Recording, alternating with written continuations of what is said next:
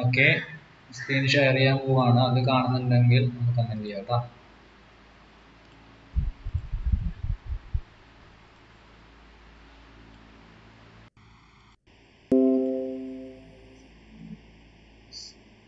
Share ചെയ്ത screen എല്ലാവർക്കും കാണുന്നുണ്ടോ? ഒന്ന് കമന്റ് ചെയ്തേ.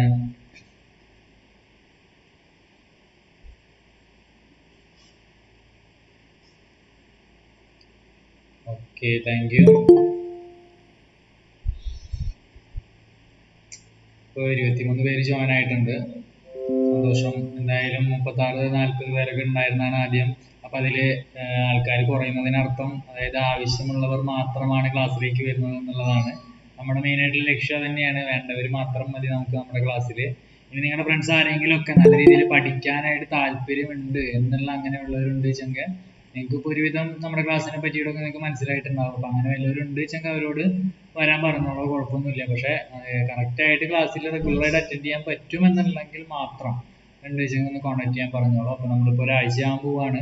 അപ്പോൾ ഇത്ര ദിവസത്തെ ക്ലാസ് എന്തായാലും മിസ്സാവും. അപ്പോൾ താല്പര്യമുള്ളവരുണ്ട് വെച്ചെങ്കിൽ എന്തായാലും അയക്കും. കാരണം ഗൂഗിൾ മീറ്റിൽ നമുക്ക് ഒരു 100 പേരൊക്കെ നമുക്ക് അക്കോമഡേറ്റ് ചെയ്യാൻ പറ്റും എന്തായാലും. അപ്പോൾ ആരെങ്കിലും ഉണ്ട് വെച്ചെങ്കിൽ നിങ്ങൾ പറഞ്ഞു, കുഴപ്പമില്ല. നമുക്ക് 24 പേര്, ഒരു 30 പേര് എന്തായാലും ആവുമെന്ന് വിചാരിക്കണം. ഓക്കെ, ഇന്ന് കറക്റ്റ് 3 മണിക്ക് തന്നെ ഞാൻ ക്ലാസ് നിർത്തും. ഒരു 2:55 ആകുമ്പോൾ നിർത്തും. കാരണം ഇന്ന് ഞങ്ങൾക്കൊരു ഡിപ്പാർട്ട്മെന്റ് മീറ്റിംഗ് ഉണ്ട് കോളേജിൽ. അപ്പം അത് കാരണം നിർത്തും. അപ്പം ഞാൻ വേഗം വേറെ ഒന്നും പറയാണ്ട് നമ്മുടെ ക്ലാസ്സിലേക്ക് തന്നെ ഞാൻ പോവുകയാണ്. ഇന്നലെ എടുത്ത ടോപ്പിക്ക് മനസ്സിലായിട്ടുണ്ടാവുമെന്ന് വിചാരിക്കുകയാണ്. ഭൂപ്രകൃതി വിഭാഗങ്ങളാണ് നമ്മൾ പഠിച്ചുകൊണ്ടിരിക്കുന്നത്. ഇന്നത്തെ ഒരു പ്രത്യേകത അന്ന് വൈകുന്നേരം നമുക്ക് ക്ലാസ് അല്ല. നമ്മുടെ ഇപ്പോൾ ചൊവ്വാഴ്ച മുതൽ ക്ലാസ് തുടങ്ങി ഇത്ര ദിവസമായിട്ട് നമ്മൾ പഠിച്ച കാര്യങ്ങൾ എത്രത്തോളം നമുക്ക് കിട്ടിയിട്ടുണ്ട്, നമ്മുടെ തലയിൽ കയറിയിട്ടുണ്ടെന്ന് അറിയാനായിട്ടുള്ളൊരു ചെറിയൊരു എക്സാം ആണ്. എക്സാമിൽ മാർക്ക് കുറയേ കൂടി അതൊന്നും ഒരു പ്രശ്നമല്ല. നിങ്ങൾക്ക് ഓർമ്മ ഉള്ളത് നിങ്ങൾ കിട്ടുന്നത് എഴുതുക. അപ്പോൾ കറക്റ്റ് 9 മണിക്ക് തന്നെ എല്ലാവരും ആ സമയത്ത് അത് ജോയിൻ ചെയ്യാനായിട്ട് നോക്കുക. എക്സാം കറക്റ്റായിട്ട് കള്ളത്തരം കാണിക്കാതെ എഴുതി ഇടുക. നമ്മുടെ റാങ്ക് ലിസ്റ്റ് ഒക്കെ നമ്മൾ പബ്ലിഷ് ചെയ്യുന്നതായിരിക്കും. അപ്പോൾ ആ രീതിയിൽ നിങ്ങളൊരു കോമ്പറ്റീറ്റീവ് മൈൻഡിൽ പഠിക്കുക. അപ്പോൾ ഇന്ന് എടുക്കുന്ന ടോപ്പിക്കൊന്നും എക്സാമിന് ഉണ്ടാവില്ല. ഇന്നലെ വരെ എടുത്ത ടോപ്പിക്കുകളാണ് എക്സാമിന് നമ്മൾ ആഡ് ചെയ്തിട്ടുള്ളത്. ഇന്ന് 50-50 മിഷൻ്റെ ക്വസ്റ്റ്യൻസ് നിങ്ങൾക്ക് തന്നിട്ടില്ല എന്ന് പഠിക്കേണ്ട കാരണം. അപ്പോൾ നാളെ ആയിരിക്കും അത് ഉണ്ടാവുക. അപ്പോൾ ഇത്രയും കാര്യങ്ങളാണ്. ഇപ്പോൾ നമുക്ക് കോൺസ്റ്റിറ്റ്യൂഷനും ജോഗ്രഫിയും ഇന്ത്യൻ ഫാക്ടും അതാണ് നമുക്കിപ്പോൾ മൂവ് ചെയ്തുകൊണ്ടിരിക്കുന്നത്. അടുത്ത ആഴ്ചയിൽ എങ്ങനെയായാലും നമുക്ക് ഹിസ്റ്ററി ക്ലാസ്സുകളും നമുക്ക് വരുന്നതായിരിക്കും. ഓക്കെ, ദെൻ അത് കഴിയുമ്പോൾ നമ്മൾ മാത്സ് ക്ലാസ്സുകളും പ്ലാൻ ചെയ്യുന്നുണ്ട്. അതും കറക്റ്റായിട്ട് നിങ്ങൾക്ക് കിട്ടും. അപ്പോൾ എല്ലാവരും നല്ല രീതിയിൽ തന്നെ പഠിക്കുക. ജൂലൈ 15 നമ്മുടെ ലക്ഷ്യം തീർക്കാനായിട്ടുള്ളത്. അപ്പോൾ ഒപ്പം തന്നെ നിൽക്കാം. നമ്മൾ പഠിച്ചു ഭൂപ്രകൃതി വിഭാഗങ്ങളെ ഇന്നലെ നമ്മൾ എത്രയായിട്ട് തരംതിരിച്ചു? നാലായിട്ട് തരംതിരിച്ചിട്ടുണ്ട്. ഒന്ന് ഉത്തരപർവ്വത മേഖല, ഉത്തരമഹാസമതലം, ഉപദ്വീപീയ പീഠഭൂമി ആൻഡ് തീരസമതലങ്ങളും ദ്വീപുകളും എന്ന് പറഞ്ഞ് ക്ലാസിഫൈ ചെയ്തിരിക്കുന്നു. ദെൻ അത് കഴിഞ്ഞ് ഈ ഉത്തരപർവ്വത മേഖലയെ എടുത്ത് നമ്മൾ പഠിച്ചു. ആ ഉത്തരപർവ്വത മേഖലയെ again classified into 3 type. ഏതൊക്കെയായിരുന്നു? ഹിമാലയ, ട്രാൻസ് ഹിമാലയം ആൻഡ് പൂർവാഞ്ചൽ, ഈസ്റ്റേൺ ഹിൽസ്. അങ്ങനെ നമ്മൾ എന്ത് ചെയ്തിട്ടുണ്ട്? 3ആയിട്ട് നമ്മൾ ക്ലാസിഫൈ ചെയ്തു. ഹിമാലയം, ട്രാൻസ് ഹിമാലയം, പൂർവാഞ്ചൽ. അത് കഴിഞ്ഞ് നമ്മൾ ഇതിൽ ഒന്നാമതായിട്ടുള്ള ഹിമാലയത്തെ നമ്മൾ എടുത്തു. ഹിമാലയത്തെ നമ്മൾ എടുത്തപ്പോൾ പിന്നെ അവർ ഹിമാലയത്തെ 3ആയി തരംതിരിച്ചിരിക്കുന്നു. ഏതൊക്കെയാണ്? ഹിമാദ്രി, ഹിമാചൽ, സിവാലിക് എന്ന് പറഞ്ഞ് 3ആയിട്ട് അവരെന്ത് ചെയ്യാണ്? ക്ലാസിഫൈ ചെയ്തിരിക്കുന്നത് നമ്മൾ പഠിച്ചു. അത് കഴിഞ്ഞിട്ട് നമ്മൾ ട്രാൻസ് ഹിമാലയത്തെ പഠിച്ചു. അതിൽ മെയിനായിട്ട് കാരക്കോറം മലനിരകൾ കാണപ്പെടുന്നതാണെന്നൊക്കെ നമ്മൾ പഠിച്ചു. അത് കഴിഞ്ഞിട്ട് പൂർവാഞ്ചലിനെ പറ്റിയിട്ട് നമ്മൾ കഴിഞ്ഞ ക്ലാസ്സിൽ നമ്മൾ പഠിച്ചു നിർത്തി. അപ്പോൾ ഇത്രയും കാര്യങ്ങളാണ് നമ്മൾ കഴിഞ്ഞ ക്ലാസ്സിൽ എന്ത് ചെയ്തിട്ടുള്ളത്? പഠിച്ച് നിർത്തിയിട്ടുള്ളത്. അപ്പോൾ ഇന്ന് നമ്മൾ ഡിസ്കസ് ചെയ്യാൻ പോകുന്നത് നമ്മുടെ ഉത്തര മഹാസമതലത്തെ പറ്റിയിട്ട്. അപ്പോൾ ഉത്തര പർവ്വത മേഖല നമ്മൾ ഇന്നലെ പഠിച്ചിട്ടുണ്ട്. അപ്പൊ ഇന്ന് നമ്മൾ ഉത്തര മഹാസമതലത്തിന്റെ ടോപ്പിക്കുകളാണ് തീർക്കാൻ വേണ്ടത്. നമുക്ക് എത്ര 2 മണി വരെ 3 മണി വരെ എത്രത്തോളം നീങ്ങുന്നു അത്രത്തോളം നമ്മൾ ഇന്ന് തീർക്കും. ബാക്കി നാളത്തെ ക്ലാസ്സിൽ തീർത്ത് നമ്മൾ ഈ ഭൂപ്രകൃതി നമ്മൾ എങ്ങനെയെങ്കിലും അവസാനിപ്പിക്കണം. അത് കഴിഞ്ഞ് നമുക്ക് ഇന്ത്യയിലെ നദികളെ പറ്റി പഠിക്കണം. അത് കഴിഞ്ഞ് നമുക്ക് വെള്ളച്ചാട്ടങ്ങള്, ഗതാഗതം, കൃഷി അതിനൊക്കെ പറ്റിയിട്ട് ചെറിയ ചെറിയ കുറച്ച് ക്ലാസ്സുകളും കൂടി ഉണ്ടായി. അപ്പൊ നമുക്ക് ഇതൊരു വിധം അങ്ങോട്ട് കഴിയും. ഓക്കെ, അപ്പൊ നമുക്ക് അധികം പറയുന്നില്ല, നേരെ ഉത്തര മഹാസമുദ്രത്തെ പറ്റിയിട്ട് നമുക്ക് പഠിക്കാൻ പോവാം. എല്ലാവരും കമന്റ് ചെയ്തേ. ഓക്കെ അല്ലേ പഠിക്കാനായിട്ട്? സെറ്റായല്ലേ എല്ലാവരും? എല്ലാവരും ഉഷാറായിട്ട് നിങ്ങൾ നല്ല രീതിയിൽ കേൾക്കുക, അതേപോലെ തന്നെ നോക്കിയിരിക്കുക കേട്ടോ ഫോണില്. ഓക്കെ, അപ്പൊ ശ്രദ്ധിച്ചോ. നമുക്ക് ഇപ്പൊ ഇതിൽ ഞാൻ പറയുമ്പോ തന്നെ നിങ്ങൾ പഠിച്ചു പോകണം കേട്ടോ. പിന്നെ അതിൽ വേറെ സമയമൊന്നും കണ്ടെത്തുന്നു വേണ്ട. ഇപ്പൊ തന്നെ അങ്ങോട്ട് പഠിച്ചു, അതാണ് നമ്മുടെ ലക്ഷ്യം. പിന്നെ ഒറ്റ വായനയിൽ നമ്മുടെ മൈൻഡിൽ അത് ഉണ്ടായിരിക്കും. ഓക്കെ, ശ്രദ്ധിക്കുക, ഉത്തര മഹാസമുദ്രത്തെ പറ്റിയാണ് പഠിക്കുന്നത്. ഇതിനെ പറ്റി നമുക്ക് കുറെ വിശേഷങ്ങൾ പഠിക്കാനുണ്ട്.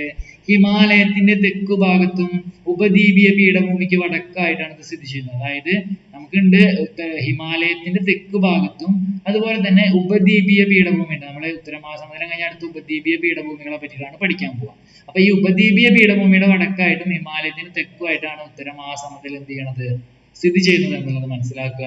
അതുപോലെ തന്നെ ഈ സിന്ധു, ഗംഗ, ബ്രഹ്മപുത്ര എന്നീ പറയുന്ന ഈ 3 നദികളുടെ അപ്പൊ ഈ നദികൾ എന്ത് ചെയ്യുന്നുണ്ട്, ഒഴുകുമ്പോൾ ഓരോ അവശിഷ്ടങ്ങൾ, അതായത് അവസാദങ്ങൾ എന്നാണ് അതിന് പറയാ. കുറെ മണ്ണ്, കല്ല്, ചെളിയൊക്കെ നമുക്ക് ജലം ഒഴുകി വരുമ്പോൾ ഇങ്ങനെ ഒഴുകി ഒഴുകി വരില്ലേ. അപ്പൊ ഈ സിന്ധു, ഗംഗ, ബ്രഹ്മപുത്ര നദികൾ ഇങ്ങനെ ഒഴുക്കിക്കൊണ്ടുവരുന്ന അവസാദങ്ങളൊക്കെ ഒരു സ്ഥലത്ത് നിക്ഷേപിച്ചിട്ടാണ് എന്തുണ്ടായെന്നാ പറയണത്, ഈ ഉത്തര മഹാസമതലം ഉണ്ടായിട്ടുള്ളത്. അപ്പൊ ചോദിക്കും, സിന്ധു, ഗംഗ, ബ്രഹ്മപുത്ര നദിയുടെ അവസാദങ്ങളുടെ നിക്ഷേപ ഫലമായിട്ടുണ്ടായ സമതലം ഏത് ചോദിച്ചാൽ ഏതാണ്, ഉത്തര മഹാസമതലാണ്. അപ്പൊ ഞാൻ ചോദിക്കട്ടെ നിങ്ങളോട്, നമ്മൾ പഠിച്ച ഉത്തര പർവ്വത മേഖല എങ്ങനെ ഉണ്ടായെന്ന് ഞാൻ പറഞ്ഞത്, അവിടെ ഉണ്ടായത് എന്തിന്റെ അവസാദങ്ങളായിരുന്നു, ഈ പാറയൊക്കെ എന്ത് ചെയ്യുന്നത്, പൊട്ടി പൊട്ടി പോയിട്ട് അത് നിലത്ത് വീണിട്ട് അത് പിന്നീട് രൂപപ്പെട്ടിട്ടാണ് ഉത്തര പർവ്വത മേഖല ഉണ്ടായെന്നാണ് ഞാൻ ഇന്നലെ പറഞ്ഞത്. ഓർക്കുണ്ടാവും ഇന്നലത്തെ ക്ലാസ്സിൽ ഉണ്ടായവര്. ഓക്കെ അല്ലേ? പക്ഷെ ഇവിടെ എങ്ങനെയാണ്, സിന്ധു, ഗംഗ, ബ്രഹ്മപുത്ര നദികളുടെ അവസാദങ്ങൾ അടിഞ്ഞുകൂടിയിട്ടാണ് ഈ ഉത്തര മഹാസമതലം ഉണ്ടായത്. അപ്പൊ തന്നെ നമുക്ക് മനസ്സിലാക്കാം ഇവര് നല്ല നല്ല സാധനങ്ങളായിരിക്കും ഇങ്ങനെ ഒഴുക്കിക്കൊണ്ടിരുന്നുണ്ടാവുക. അതുകൊണ്ട് തന്നെ ഇവിടെ എന്താണ്, നല്ല എക്കൽ മണ്ണുകൾ കാണപ്പെടുന്ന പ്രദേശമാണ്. മറക്കരുത്, എക്കൽ മണ്ണുകൾ കാണപ്പെടുന്ന പ്രദേശമാണ് എന്തെന്ന് പറയുന്നത്, ഉത്തര മഹാസമതലം. അപ്പൊ നിങ്ങൾ ശ്രദ്ധിക്കുക, നമ്മൾ മുന്നേ പഠിച്ചിട്ടുണ്ട്, ഇന്ത്യയിൽ ഏറ്റവും കൂടുതൽ കാണപ്പെടുന്ന മണ്ണിനം ഏതാണ്, നമ്മൾ ഇന്ത്യൻ ഫാക്ടിൽ പഠിച്ചു. ഏതാണ്? എക്കൽ മണ്ണാണ് ഇന്ത്യയിൽ ഏറ്റവും കൂടുതൽ കാണുന്നത്. അപ്പൊ ഈ എക്കൽ മണ്ണുകളെ സൃഷ്ടിക്കുന്നത് എവിടെ, ആരാണ്, ഈ ഉത്തര മഹാസമതലമാണ് എന്നുള്ളത് മനസ്സിലാക്കി വെക്കാം. സോ ഈ എക്കൽ മണ്ണുകൾ ധാരാളം ഉള്ളത് കൊണ്ട് കൃഷിക്ക് അവിടെ എന്താണ്, വളരെയധികം സിമ്പിൾ ആയിട്ട് നമുക്ക് കുറെ കാർഷിക ഉൽപ്പന്നങ്ങൾ നമുക്ക് ഉൽപ്പാദിപ്പിക്കാനായിട്ട് നമുക്ക് സാധിക്കും എവിടെ, ഉത്തര മഹാസമതലത്തിൽ. ഓക്കെ അല്ലേ? അതുകൊണ്ടാണ് നമ്മൾ ഇതിനെ ലോകത്തിന്റെ ധ്യാനപുര എന്നുള്ള പേരിൽ അറിയപ്പെടുന്ന സമതലം ഉത്തര മഹാസമതലമാണ്. അതുപോലെ തന്നെ ലോകത്തിലെ ഏറ്റവും വിസ്തൃതമായ എക്കൽ പ്രദേശം എന്ന് പറയുന്നത് ഏതാണ്, ഉത്തര മഹാസമതലമാണ് എന്നുള്ളത് മറക്കാതിരിക്കുക. ഈ ദേശീയ സംസ്കാരത്തിന്റെ ഈറ്റില്ലം എന്നറിയപ്പെടുന്നതും ഉത്തര മഹാസമതലമാണ്. മറക്കരുത്, ഭാരതീയ സംസ്കാരത്തിന്റെ ഈറ്റില്ലം എന്നറിയപ്പെടുന്ന ഉത്തര മഹാസമതലമാണ്. നിങ്ങൾ ചിന്തിക്കുക, എവിടെയാണുള്ളത്, നമ്മുടെ ഹിമാലയത്തിന്റെ വടക്കു ഭാഗത്തും അതുപോലെ തന്നെ ഹിമാലയത്തിന്റെ തെക്കു ഭാഗത്തും ഉപദ്വീപീയ പീഠഭൂമിക്ക് വടക്കുമായിട്ട് സ്ഥിതി ചെയ്യുന്നതാണ് ഉത്തര മഹാസമതലം. സിന്ധു, ഗംഗ, ബ്രഹ്മപുത്ര അവരിങ്ങനെ ഒഴുക്കിക്കൊണ്ടുവരുന്ന അവസാദങ്ങളുടെ ഫലമായിട്ടുണ്ടായതാണ് ഉത്തര മഹാസമതലം. അതുകൊണ്ട് തന്നെ എക്കൽ മണ്ണുകൾ ഇവിടെ ധാരാളമുണ്ട്. എക്കൽ മണ്ണിന്റെ പ്രത്യേകത ഫലഭൂഷ്ടിയുള്ള മണ്ണാണ്. അതുകൊണ്ട് അവിടെ കാർഷികവൃത്തി കൂടുതലാണ്. കാർഷികവൃത്തി കൂടുതലായ കാരണം ധാരാളം ഉൽപ്പന്നങ്ങൾ ഉണ്ടാക്കാൻ സാധിക്കും. അതുകൊണ്ട് ധാന്യപുര എന്നുള്ള പേരിൽ അറിയപ്പെടുന്നു. അതുപോലെ തന്നെ ഭാരതീയ സംസ്കാരത്തിന്റെ ഈറ്റില്ലം എന്നുള്ള പേരിലും എന്തറിയപ്പെടുന്നുണ്ട്, ഉത്തര മഹാസമതലം അറിയപ്പെടുന്നുണ്ട് എന്നുള്ളത് നോട്ട് ചെയ്യുക. അതുപോലെ സബ്ജൽ സമതലം, ഗംഗാ സമതലം, ബ്രഹ്മപുത്ര സമതലം ഒക്കെ എന്തിന്റെ ഭാഗമാണ്, ഉത്തര മഹാസമതലത്തിന്റെ ഭാഗമാണ്. അപ്പൊ ഉത്തര മഹാസമതലത്തിന്റെ ഭാഗമാണ് സബ്ജൽ സമതലം, ഗംഗാ സമതലം, ബ്രഹ്മപുത്ര സമതലം. ഓക്കെ, ഇനി നോക്കുക, ഗംഗാ സമതലത്തിന്റെ കിഴക്ക് ഭാഗത്തായിട്ട് രൂപം കൊള്ളുന്ന ഒരു ചെറിയ പ്രദേശമുണ്ട്. അതാണ് നിങ്ങൾക്ക് കേട്ട് പരിചയം ഉണ്ടായിരിക്കും, സുന്ദർബൻ ഡെൽറ്റ പ്രദേശം. അപ്പൊ ലോകത്തിലെ ഏറ്റവും വലിയ ഡെൽറ്റ എന്ന് പറഞ്ഞാല് കണ്ടൽക്കാടുകളെയാണ് നമ്മൾ ഡെൽറ്റ എന്നൊക്കെ നമ്മൾ പറയാം. അപ്പോ ലോകത്തിലെ ഏറ്റവും വലിയ ഡെൽറ്റ പ്രദേശം എന്നുള്ളത്, അതായത് ഏറ്റവും വലിയ കണ്ടൽക്കാട് ഏതാണ്, സുന്ദർബൻ ഡെൽറ്റയാണ്. ആ സുന്ദർബൻ ഡെൽറ്റ എവിടെയാണ് കാണപ്പെടുന്നത്, ഉത്തര മഹാസമതലത്തിലാണ് എന്നുള്ളത് മനസ്സിലാക്കി വെക്കുക. അപ്പൊ ഇത് ഒരു ഇമ്പോർട്ടന്റ് ആയിട്ടുള്ള ക്വസ്റ്റ്യൻ ആണ്, ഇതിന് മറക്കരുത്. സുന്ദർബൻ ഡെൽറ്റ എവിടെയാണ് കാണുന്നത്, ഉത്തര മഹാസമതലത്തിലാണ്. ഇനി ഈ ഉത്തര മഹാസമതലത്തിന്റെ പ്രധാന 4 ഭൂപ്രദേശങ്ങളുണ്ട്. ഉത്തര മഹാസമതലത്തിന് 4 ഭൂപ്രദേശങ്ങളുണ്ട്. നമുക്ക് ഈ 4 പഠിച്ചു കഴിഞ്ഞാൽ നമുക്ക് ഉത്തര മഹാസമതലം നമുക്ക് പക്കാ ക്ലിയർ ആവും. ശ്രദ്ധിക്കുക, ബാബർ, ടെറായ്, ബങ്കർ, ഗാദർ. ബാബർക്ക, ടെറായിക്ക, ബങ്കർക്ക, ഗാദർക്ക, അങ്ങനെ അങ്ങോട്ട് പഠിച്ചു വെച്ചാൽ മതി.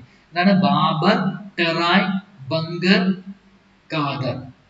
നമുക്ക് ഇതിനെടുത്ത് പഠിക്കാം. ഇത് വളരെ എളുപ്പമാണ്, നിങ്ങൾ ശ്രദ്ധിച്ച് തന്നെ ഇരിക്കുക. ഓക്കെ, ഫസ്റ്റ് നമുക്ക് പഠിക്കാം ബാബർ എന്ന് പറയുന്നത്. ബാബർ എന്ന് പറയുന്നതിന്റെ പ്രത്യേകത എന്താന്ന് വെച്ചാല് ഇതെങ്ങനെയാന്ന് വെച്ചാലുണ്ടല്ലോ, സിവാലിക് മലനിരകൾക്ക് സമാന്തരമായി 8 മുതൽ 16 കിലോമീറ്റർ വരെ വിസ്തൃതിയിൽ പാറക്കഷ്ണങ്ങൾ നിറഞ്ഞ, അതായത് നമുക്കിങ്ങനെ നിറച്ച് ഈ ബാബറിന്റെ പ്രത്യേകത എന്ന് പറഞ്ഞാൽ അവിടെ നിറച്ച് എന്തായിരിക്കും, പാറക്കഷ്ണങ്ങൾ മാത്രമായിരിക്കും. ഒരു 8 കിലോമീറ്റർ മുതൽ 18 കിലോമീറ്റർ വരെ നിറച്ചിങ്ങനെ പാറക്കഷ്ണങ്ങളോട് നിറഞ്ഞിട്ടുള്ളതാണ് ഏതെന്ന് പറയുക, പാറക്കഷ്ണങ്ങളോട് നിറഞ്ഞിട്ടുള്ള ആ പ്രദേശത്തെയാണ് എന്ന് പറയുന്നത് ബാബർ എന്ന്. അപ്പൊ ക്വസ്റ്റ്യൻ ചോദിക്കുകയാണ്, ഉത്തരമഹാസമതലത്തിൽ പാറക്കഷ്ണങ്ങൾ കൊണ്ട് നിറഞ്ഞിട്ടുള്ള ഭൂപ്രദേശം ഏതാണെന്ന് ചോദിച്ചാൽ ബാബർ ആണ്. ബാബർ, ബാർബർ എന്ന് ആലോചിച്ചാൽ മതി. ബാബർ ആണ്, കല്ല് എന്ന് ആലോചിച്ചാൽ മതി. നിറച്ച് പാറക്കഷ്ണങ്ങളാണ്. എന്താണ്, സിവാലിക് മലനിരകൾക്ക് സമാന്തരമായിട്ട് 8 മുതൽ 16 കിലോമീറ്റർ വരെയാണ് ഇതിന്റെ എന്തെന്ന് പറയുന്നത്, ആ ഒരു നീളം എന്ന് പറയുന്നത് മനസ്സിലാക്കി വെക്കുക. ഇനി വ്യാപകമായി എക്കൽ അവസാദങ്ങൾക്കിടയിൽ ജലപ്രവാഹം അപ്രതീക്ഷിതമാകുന്ന പ്രദേശമാണ് ബാബർ. അപ്പൊ ഈ ഒരു പോയിന്റ് നന്നായി നോട്ട് ചെയ്യാം. നമ്മൾ പഠിച്ചിട്ടുണ്ടായിരുന്നു ഉത്തര മഹാസമതലത്തിൽ എന്താണ്, നല്ല എക്കൽ മണ്ണുകൾ ധാരാളം ഉണ്ട്. പക്ഷേ ബാബർ എന്ന് പറയുന്ന സ്ഥലത്ത് എന്തില്ല, ഈ എക്കൽ മണ്ണുകൾ ഇടയിൽ എന്തില്ല, ജലമില്ല. ഇവിടെ ജലമില്ല. അതുകൊണ്ട് അതൊക്കെ ഒരു പാറക്കഷ്ണങ്ങൾ പോലെയാണ് എക്കൽ മണ്ണുകൾ എന്ത് ചെയ്യുക, കിടക്കുന്നുണ്ടാവുക. അപ്പൊ ഇവിടെ എന്തില്ല, ജലപ്രവാഹം ഉണ്ടാവില്ല. അതുകൊണ്ടാണ് ഇങ്ങനെ പാറക്കഷ്ണങ്ങൾ പോലെ, അതറിയാം പാറക്കഷ്ണങ്ങളാകുമ്പോൾ അതിനുള്ളിൽ ജലങ്ങളൊന്നും ഉണ്ടാവില്ല, ഇങ്ങനെ വരണ്ട് പോലെ ഇങ്ങനെ കിടക്കുകയായിരിക്കും. അപ്പൊ അതുകൊണ്ട് തന്നെ നമുക്ക് അവിടെ എന്ത് ചെയ്യാൻ പറ്റില്ല, കൃഷി ചെയ്യാൻ പറ്റില്ല. അപ്പൊ ചോദിക്കും, ഉത്തരമഹാസമതലത്തിൽ കൃഷി ചെയ്യാൻ പറ്റാത്ത ഭൂപ്രദേശം ഏത്, ബാബർ ആണ്, ബാർബർ ആണ്, ബാബർ ആണ് എന്നുള്ളത് മനസ്സിലാക്കി. ഈ 3 പോയിന്റ് മറക്കരുത്. ഈ 4 ഒരു ക്വസ്റ്റ്യൻ പല ക്വസ്റ്റ്യൻ പേപ്പറിലും ചോദിച്ചു കണ്ടിട്ടുണ്ട് കേട്ടോ. ഓക്കെ, അപ്പൊ മനസ്സിലായില്ലേ? കൃഷിക്ക് അനുയോജ്യമല്ലാത്ത ഉത്തരമഹാസമതലത്തിലെ സ്ഥലം എന്ന് പറഞ്ഞാൽ ഏതാണത്, ബാബർ ആണ്. ഓക്കെ, അടുത്തതിലേക്ക് പോവാം. ടെറായ്. ടെറായ് എന്ന് പറയുന്ന ഭൂപ്രദേശം. ടെറായ് എന്ന് പറയുന്ന ഭൂപ്രദേശത്തിന്റെ പ്രത്യേകത എന്ന് പറഞ്ഞാല് നമ്മൾ പറഞ്ഞു ഇവിടെ ജലമില്ല, ഇവിടെ ഒക്കെ അപ്രതീക്ഷിതമായി. ഇനി ഇവിടെ നിന്ന് ബാക്കി തുടർന്ന് പോകുമ്പോൾ ജലം കണ്ടു തുടങ്ങുന്ന ആ പ്രദേശത്തെയാണ് എന്തെന്ന് പറയുന്നത്, ടെറായ് എന്ന് പറയുന്നത്. അപ്പൊ ബാബർ പ്രദേശത്ത് അപ്രതീക്ഷിതമാകുന്ന ജലപ്രവാഹം വീണ്ടും ഉപരിതലത്തിൽ ദൃശ്യമാകുന്ന സ്ഥലത്തെയാണ് ടെറായ് എന്ന് പറയുന്നത്. ടെറായ് എന്ന് പറയുന്നത് മനസ്സിലായില്ലേ, ടെറായ്. ഇനി ബാബറിന് തെക്കും അതിന് സമാന്തരമായിട്ടാണ് ഏത് സ്ഥിതി ചെയ്യുന്നത്, ടെറായ്. അപ്പൊ ബാബറിന്റെ തെക്ക് വശത്താണ് ടെറായ് സ്ഥിതി ചെയ്യുന്നത്. ഓക്കെ, ഇങ്ങനെ ഏത് വശത്തായി അങ്ങനെയൊന്നും നമ്മൾ ഇതുവരെ ക്വസ്റ്റ്യൻ പേപ്പറിൽ കണ്ടിട്ടില്ല. അപ്പൊ ജസ്റ്റ് ഒന്ന് വായിച്ചു പോവട്ടെ എല്ലാവരും. ഓക്കെ, ഇനി ഈ ബാബർ പ്രദേശത്ത് എന്തുണ്ട്, സസ്യജാലങ്ങള് തഴച്ചു വളരുന്നുണ്ട്. കാരണം എന്താന്ന് വെച്ചാലേ ഇവിടെ ഒക്കെ പാറകഷ്ണങ്ങളല്ലായിരുന്നു, ഇവിടെ ഒന്നും ജലമില്ല.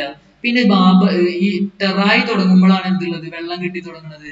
സോ ഇവിടെ ഒക്കെ എന്ത് ചെയ്യും, സസ്യജാലങ്ങൾ എന്ത് ചെയ്യുന്നുണ്ട്, തഴച്ചു വളരുന്നുണ്ട്. അപ്പൊ ഉത്തരമഹാസമതലത്തിൽ സസ്യജാലങ്ങളൊക്കെ തഴച്ചു വളരുന്ന സ്ഥലം ഏതാണെന്ന് ചോദിച്ചാൽ അത് ടെറായ് ആണ്. ഓക്കെ, ടെറായ്.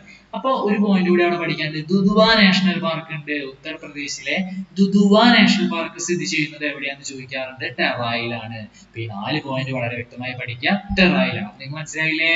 ബാബർ ഏതാണ്, കല്ലുകളാണ്. പിന്നെ മറ്റൊരുത്തേക്ക് വന്നപ്പോ ചെറിയ രീതിയിൽ വെള്ളമൊക്കെ വന്നു തുടങ്ങി, അപ്പോൾ ഇവിടെ സസ്യജാലങ്ങൾ വന്നു, ദുധുവ നാഷണൽ പാർക്ക് ഉണ്ടായി എന്നുള്ള കാര്യം എന്ത് ചെയ്യുക, മനസ്സിലാക്കി വെക്കുക. ഓക്കെ, അടുത്തതിലേക്ക് പോകാം. നമുക്ക് ഈ ടെറായ് എന്നതിൽ ഒരു വളരെ ഇമ്പോർട്ടന്റ് ആയിട്ടുള്ള ഒരു പോയിന്റ് പഠിക്കാനുണ്ട്.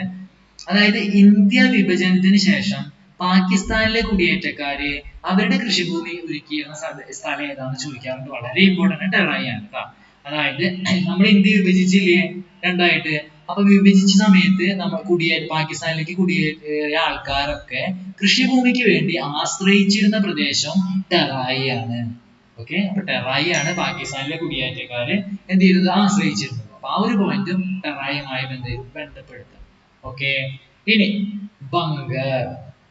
കുറെ ടെററിസ്റ്റ് ആക്രമണമൊക്കെ പാകിസ്ഥാനിൽ ഉണ്ടാവാറില്ലേ? അപ്പൊ ടെററിസ്റ്റ് അങ്ങനെ കണക്ട് ചെയ്ത് പഠിച്ചോ. ടെറായി, ടെററിസ്റ്റ്, പാകിസ്ഥാൻ. അങ്ങനെ പാകിസ്ഥാനിൽ അങ്ങനെ എല്ലാവരും ഇതൊന്നും അല്ല കേട്ടോ, എന്നാലും അവിടെ ആക്രമണമൊക്കെ നടക്കാറില്ലേ, അത് വെച്ചിട്ട് പറഞ്ഞതാണ് കേട്ടോ. അടുത്തത് ബംഗർ, മൂന്നാമത്തെ ബംഗർ. ഉത്തരമഹാസമതലത്തിൽ ഏറ്റവും വിസ്തൃതമായ സ്ഥലം. അപ്പം ശ്രദ്ധിക്കുക, ഉത്തരമഹാസമതലത്തിലെ ഏറ്റവും വിസ്തൃതമായിട്ടുള്ള, അപ്പൊ നമ്മൾ പറയും ഈ ചിത്രം തന്നെ നോക്കുക, ഇത് ടെറായി ആയിട്ടാ.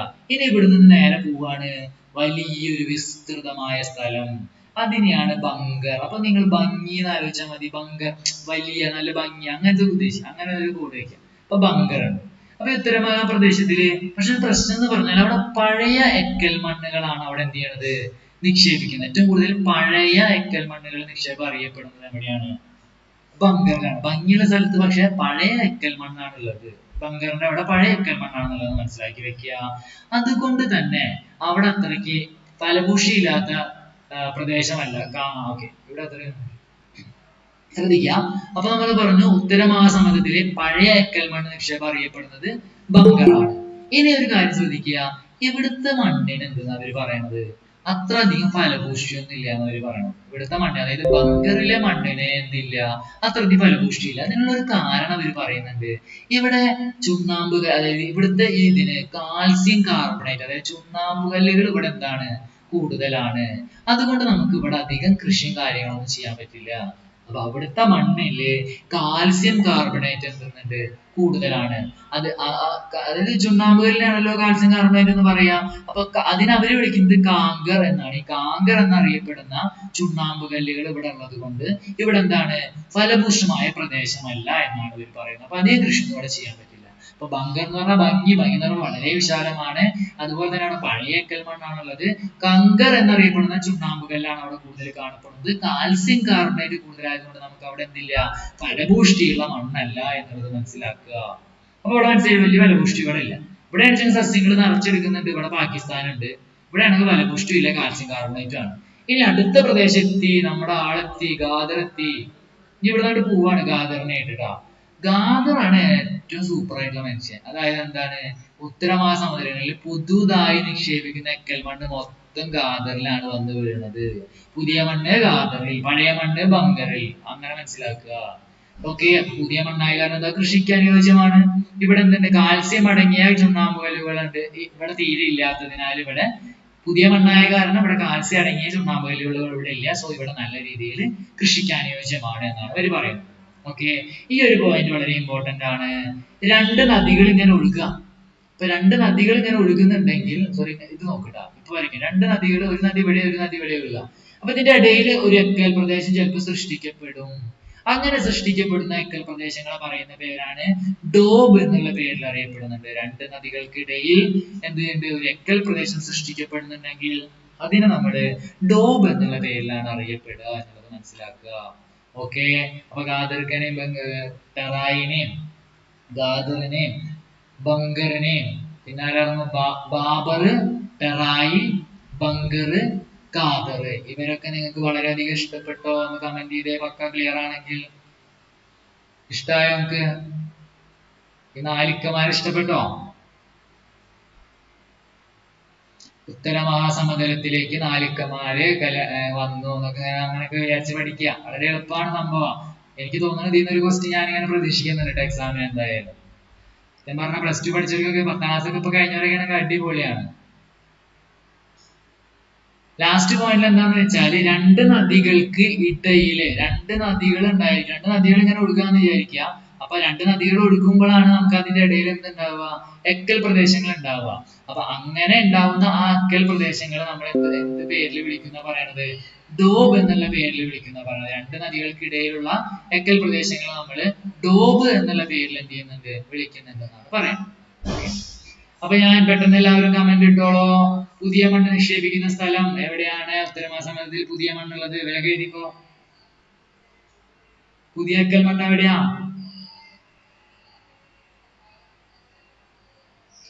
ഓക്കെ, ഗാദർക്കട എവിടെയാണ് പുതിയ എക്കൽ മണ്ണ് ഉള്ളത്? ചോദിക്കട്ടെ, പാകിസ്ഥാൻകാരികൾ കൃഷി ചെയ്യുന്നത് എവിടെയാ?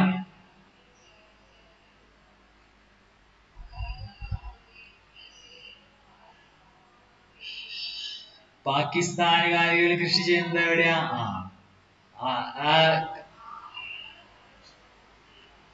ടെറായി ആണ് കേട്ടോ കറക്റ്റ് ആൻസർ. നമ്മള് ടെറായി രണ്ടാമത്തെ നമ്മൾ പഠിച്ചത്. ബങ്കറിൽ അങ്ങനെ ഇല്ലല്ലോ. ബങ്കറിൽ കാൽസ്യം അല്ലേ, അവിടെ നമുക്ക് കൃഷി ചെയ്യാൻ പറ്റില്ലല്ലോ. ഓക്കെ, ദെൻ ചോദിക്കട്ടെ, കാൽസ്യം കാർബണേറ്റ് ഏറ്റവും കൂടുതൽ കാണപ്പെടുന്നത് എവിടെയാ?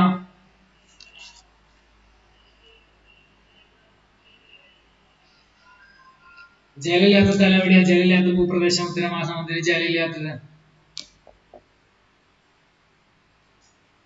ഇതൊക്കെ കഴിഞ്ഞ് നിങ്ങൾക്ക് വേണമെങ്കിൽ 10ാം ക്ലാസ്സിൽ സോഷ്യൽ സയൻസ് ഒക്കെ ട്യൂഷൻ എടുക്കാനൊക്കെ പോവാട്ടാ. നിങ്ങൾ അടിപൊളിയാവും, പൊളിച്ചെടുക്കാൻ പറ്റും നിങ്ങൾക്കൊക്കെ. ഓക്കെ, അപ്പൊ വരിക, നമുക്ക് അടുത്ത ടോപ്പിക്കിലേക്ക് പോവാം. ശ്രദ്ധിച്ചിരിക്കുക. നമ്മുടെ മൂന്നാമത്തെ, അപ്പൊ നമുക്ക് ഉത്തരമാസമയത്ത് ഒരു ഇത്രയേ ഉള്ളൂ. അപ്പൊ ഇതിന് ക്വസ്റ്റ്യൻ വന്നു കഴിഞ്ഞാൽ വിട്ട് കളയരുതിട്ട് ആരും, അടിച്ച് പൊളിച്ചങ്ങോട്ട് എഴുതിക്കോ. ഓക്കെ, അടുത്ത നോക്കാം നമുക്ക് ഉപദ്വീപീയ പീഠഭൂമി. അടുത്ത നോക്കാം ഉപദ്വീപീയ പീഠഭൂമി നോക്കാം. മൂന്നാമത്തേത് ഉപദ്വീപീയ പീഠഭൂമി. ശ്രദ്ധിക്കുക, ഇന്ത്യയിലെ ഏറ്റവും പഴക്കമേറിയ പീഠഭൂമി എന്നറിയപ്പെടുന്നതാണ് ഉപദ്വീപീയ പീഠഭൂമി. ഇന്ത്യയിലെ ഏറ്റവും പഴക്കമേറിയ പീഠഭൂമിയാണ് ഉപദ്വീപീയ പീഠഭൂമി. ഇന്ത്യയിലെ ഏറ്റവും വലിയ ഭൂവിഭാഗമാണ്, ഏറ്റവും വലിയ ഭൂവിഭാഗമാണ് എന്തെന്ന് പറയുന്നത് നമ്മുടെ ഉപദ്വീപീയ. അപ്പൊ ഏറ്റവും കൂടുതൽ നമ്മുടെ ഇന്ത്യയിലുള്ള ഏറ്റവും കൂടുതൽ കാണപ്പെടുന്ന ഭൂവിഭാഗം എന്ന് പറയുന്നത് ഉപദ്വീപീയ പീഠഭൂമികളാണ്. ഇവിടെ എന്ന് പറഞ്ഞാൽ എന്താണ് ഉപദ്വീപീയ പീഠഭൂമി? നിങ്ങൾക്ക് സംശയം ഉണ്ടാവും. ഒന്നുമില്ല, നമ്മുടെ നോർമൽ, നമ്മുടെ ഒരു ഇന്ത്യയുടെ വലിയ പ്രത്യേകതയാണ് ഉപദ്വീപീയ പീഠഭൂമി ഉള്ളതെന്ന് പറഞ്ഞാല്. ഇവിടെ എന്ന് പറഞ്ഞാൽ ഇടതൂർന്ന രീതിയിലുള്ള വനങ്ങളും താഴ്വരകളും സമൃദ്ധമായ പ്രദേശമാണ്. ഇടതൂർന്ന വനങ്ങളാലും താഴ്വരകളാലും സമൃദ്ധമായ പ്രദേശമാണ്. ഒരു ക്വസ്റ്റ്യൻ ചോദിക്കട്ടെ, ഇന്ത്യയിൽ ഏറ്റവും കൂടുതൽ വനങ്ങളുള്ള സംസ്ഥാനം ഏതാ? ആരെങ്കിലും കമന്റ് ചെയ്തേ? പരീക്ഷയ്ക്ക് പഠിച്ചവരല്ലേ. ഇന്ത്യയിൽ ഏറ്റവും കൂടുതൽ വനങ്ങളുള്ള സംസ്ഥാനം